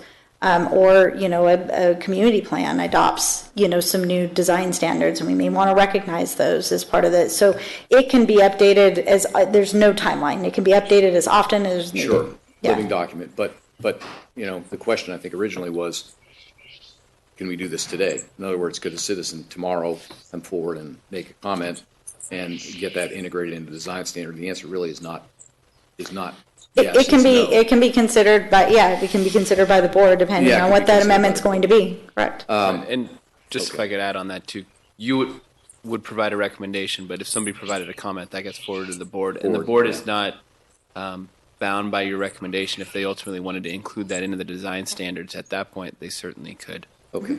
To the design standards, were they put through the same rigorous process that you guys have talked about in terms of, the staff talked about in terms of, public comment and things of that nature? The initial drafts, as Patrick discussed, we started, with the Planning Commission back in 2019, and then there's been subsequent workshops. We've also had just straight up workshops where we notice the public each and every time. These have been, noticed to the housing list, which is pretty robust. It's a little over 6,000 individuals, and noticed that way. So, and then publicly noticed here as part of the commission. So they've been kind of ongoing over a couple of year period, and this is where we're at today. But again, those can be modified either between now and the board, should the board want to take comments and make modifications, or they can be changed as we go forward. Mr. Chair, real quickly, we have requests for opening the public comment period. It is closed. Is there any desire of the commission to open that up again? No, but the public comment Chair, period, public comment period is closed, and we have some persons texting that they would like it opened again. Is there a desire on the commission to open it? It's previous people. Mr. Cannon says no. Okay. All right. So the public comment period is closed. Okay. Questions or continued discussion of the commission? I have a question. Yes. Go ahead, Mr. Cannon. I want to appreciate what the county has to say, and I realize that the county is under certain, state mandates and deadlines and obligations. What we're not realizing is this vote today will be changing the fabric of Placer County. And that's not something that I'm really comfortable with doing. And I haven't felt an adequate answer from anybody staff-wise, and I appreciate the staff's presentation, of course. And I appreciate county council, and I appreciate all my colleagues, but I believe my commissioner colleague who just spoke a moment ago, is correct in what he was just articulating. He was saying the same thing that I am saying, and it's going to be an impact that we've not fully thought, or fully cooked or fully thought through, whatever you want to say. I hope that makes sense, and that concludes my comments for the moment, Mr. Chair. All right. Other comments? So I'm under the impression, sorry. Okay. Go ahead, Rich. What was your question? I think pretty soon we need a call for the question. Okay, well, we're still having discussion, but okay. Well, I know, but we all right. Keep discussing the same thing. Yeah, Mr. DiMartini. So to wrap my head around this, if we don't adopt this, because it seems like nobody's clear on all this, if we don't adopt this, tomorrow somebody can come in and build something that doesn't fit into Placer County's standards of architectural review or whatever. But with this, they have to go through it. So I don't think without this, I'm right or wrong, I don't know, please tell me. People could come in here and change what looks like what we like in Placer County as a group of people. But if we have this, they have to stay with our kind of design review committee. Is that correct? Yes, that is correct. And I could expand upon that, the benefits of that. From a developer standpoint, it gives them some assurance that if they play by the rules, they're going to have a favorable outcome, right? From the neighboring perspective and such, it's almost form-based in the sense they have an idea of, the scale, the massing that they can expect. So yes. So with this, they can't change the face of Placer County, but without it, they can. They have to adhere to the requirements that we've adopted, and right. And this would solidify that to make sure we don't get particularly the sort of things that we don't want and don't function well. Right. With due respect, though, I think, with due respect to staff on this, I think there's a touch of nudging us into a corner here. The idea that tomorrow we could have a toxic waste dump located next to it because it's, there is no design standard, so we're just going to stick it next to somebody's house type of idea. This has been around since 1996, right? These current design guidelines, yeah. yes. So, we are not in a crisis on this. So it's just, I just think that's a bit of a red herring. It's being stated as if there's urgency to this. I don't really see that. And I would argue that we need to make certain that, and you all may be much more comfortable with this than I am. I think the chair is. He's apparently got some other inputs which have helped to inform his views on this, which is great. I lack those. And I can tell you my supervisor does as well, I think. And so I'm just concerned that I don't fully understand all of the aspects of this that could affect Placer. And, Mr. Cannon has got a lot of experience with this. And he seems to feel the same way. So that just makes me even more concerned. But I'm also not advocating that we wait a year here. Right. I'm talking about a relatively short period of time where we allow for more public comment, some consultation between us and supervisors, us and the community, and then we come back and we revisit this. And we don't make, hopefully, Patrick go through another epic briefing, but it's a more abbreviated briefing. Truthfully, I think we can get to yes here.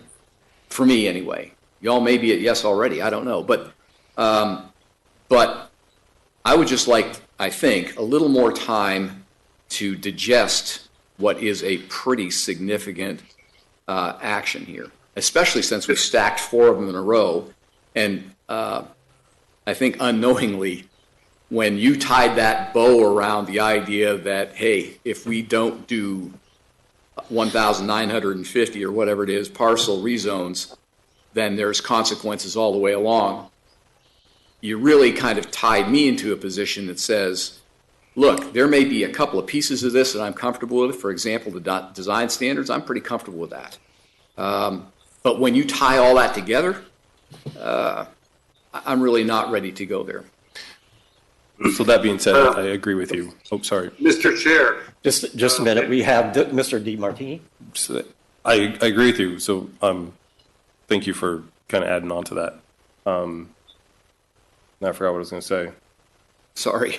No, not your fault. But I do agree. But let me think about what I was going to say. Okay. Mr. Collins.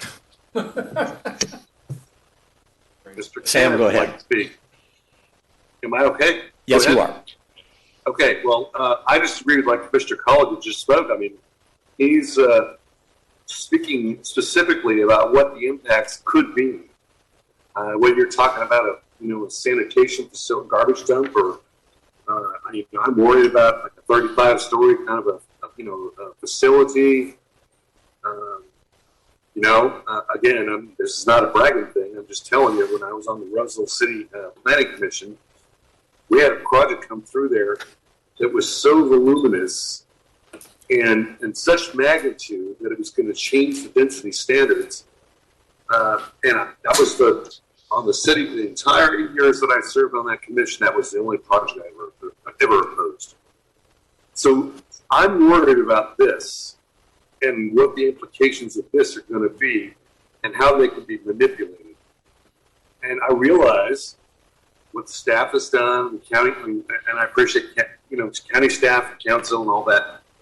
But I worry about how the state will now,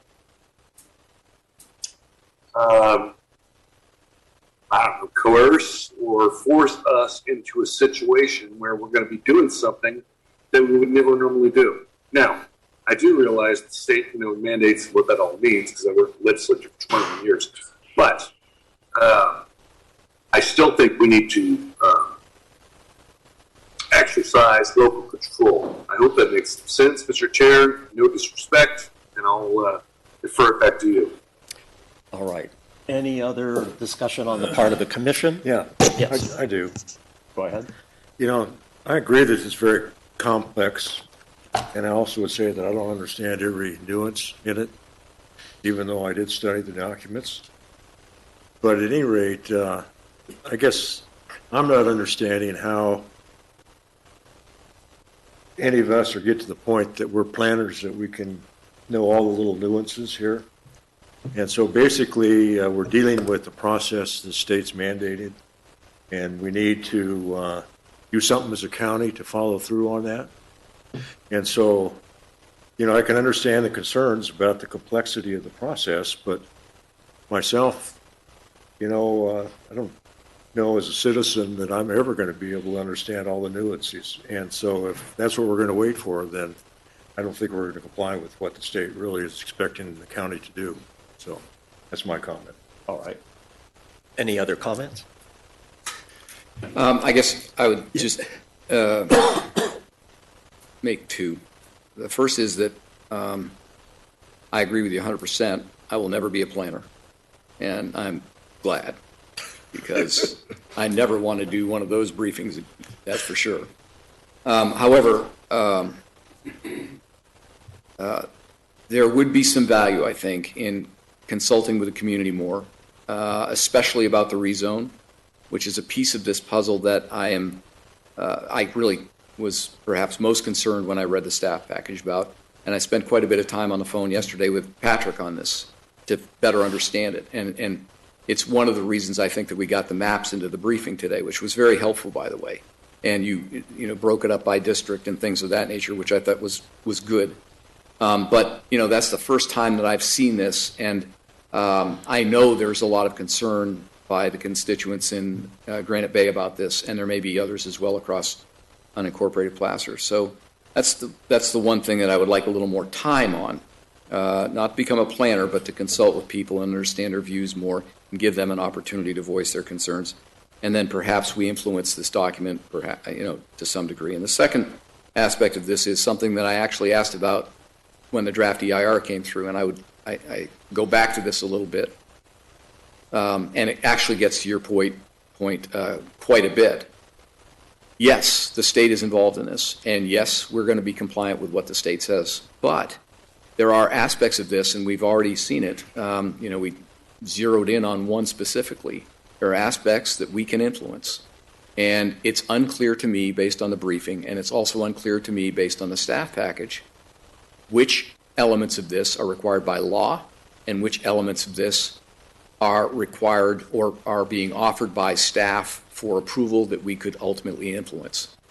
And those are the elements that I'm really curious about, because I want to understand why it is that we have elected as a staff to bring forward proposals that, these kinds of proposals. They are so intertwined and so intermixed right now in my mind that I cannot differentiate between what is required by law, which we will clearly approve, and what we might want to influence. That's my concern. And I honestly think that can be sorted out in a relatively short period of time and without making me a planner, which Just would take a real quick long question. time. What kind of short period of time are you thinking? I don't know, 30 days perhaps. Seriously, I mean, and we would have that discussion. I mean, I do not want, first of all, I have seen de facto pocket vetoes that go on forever and ever and ever, and it's not what's right for this staff. You don't deserve that. And we and that sort of thing. So I'm just saying, Mr. Chair, that, let's give us some time to work through this a little bit more. Perhaps 30 days makes some sense, or whenever you can get it on the calendar again. Mr. Chair, may I speak? Commissioner Kennedy? Actually, if you would go ahead. I'd like to ask our planning director if he has any thoughts on the mixture of ideas we have going here right now. I tend to agree with, are we in a hurry, or is there a time frame that we must comply with? Or is it going to be okay to spend a little more time massaging this so that everybody has the same understanding and feels comfortable with what they're voting on? I mean, I'll tell you exactly what I tell my staff. When it's ready, it's ready. Right now, I'm feeling there's some consternation that it's not quite ready. You have a pretty comprehensive packet before you today that could be voted on. And I think we're comfortable with the environmental document and everything that went into it. So if you decide to move forward, we absolutely could move forward today. With all the questions that have come up, though, I think there are a lot of questions that we could provide answers to. I mean, we would want a little more specific direction if we came back in 30 days. I think that 30-day time frame, just based on the notes I've been taking, I think we can get those answers for you to make this much clearer on what we're asking for. So 30 days would be adequate. But I think the direction we need is, is a focus on these 1,900 plus properties and what can be built, what can't be built. Today, the way the state law is now, or with these changes, without these changes. A lot of the changes that we're requesting is to streamline the process. Well, when you're streamlining the process, you're requiring a lesser entitlement or approval to get a project in. But that's why we are asking you to adopt these design guidelines. So you have guidelines to follow to help that streamlining. But I think there are some. We can provide more information to help you come to a decision on this. So if it's the request of the commission as a whole to put this out 30 days, the next 30 days out, I think, is August. Is that 26th meeting? Maybe that's what we do. I would probably suggest that instead of a date and time certain meeting, we would do a public notice again, just for transparency and to make sure adequate notice gets out there. But I guess, Mr. Director and Mr. Chair, may I interject, Mr. Cannon? Go ahead, Mr. Cannon. I appreciate what the planning directors just outlined. Are you really sure, Mr. Director, that we can have this thing cooked in 30 days? I think more like 60. Because I don't feel like, I'm not comfortable, and I'm not going to, well, you guys all know what my vote's going to be. I'm not comfortable with supporting this until I feel like it's been adequately addressed, and there's implications here that are not.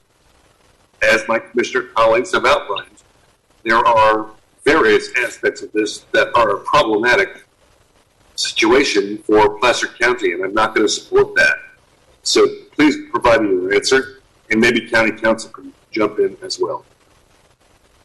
Yeah, I think my original thought is the same. I think we can get you answers within 30 days. We could also come back in 30 days and, kind of provide an update. I don't know if you want to go through a workshop at this stage between hearings. We can provide an update and come back. I know Clayton's probably getting ready to jump in here as far as where we go from here. But if the commission's desire is that you want to provide us some direction on some specific items that you would like us to further look into, I would ask for you to give us that direction now. We have a general idea of where this discussion is going and what we would have to come back with, but I would want to have more discussion about what you're specifically looking for, and then see if we can bring it back within 30 days. Thank you. Mr. Chair, may I respond, Mr. Cannon? Yes. Hope you can hear me okay. I'm down in Fresno on business, by the way. Here's the thing. I would like the planning department to look into what my commissioner colleagues and I have both spoken eloquently and articulately about, which has to do with property rights issues, the heights of certain buildings, how something can be streamlined, that's a government word that I don't like, rushed through without the proper permitting is what that really is. And we're going to be forcing that upon our communities across this county. And I will certainly say, as that I represent District 1, West Placer, that the ones over on the other side, all my colleagues that represent the rest of the districts, they're not going to like that. I mean, those of us over on Western Placer might be okay, but I just want to think through all of that before we put policies in place that will allow that to happen. Does that make sense? Thank you, Mr. Chair. All right. Is there a motion? You know, if I was going to do it, I'd make a motion to approve. All right. People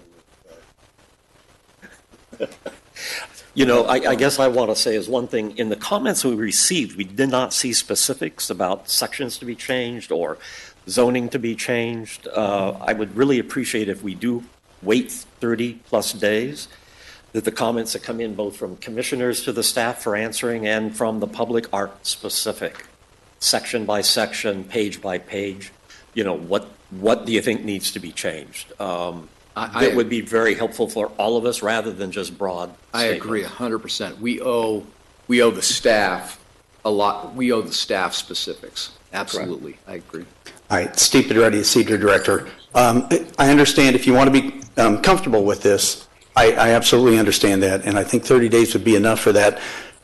I doubt very much we're going to get a lot of new comments that we haven't had over the last 2+3 years. But if we're going to get those, again, be very specific, we'll address those.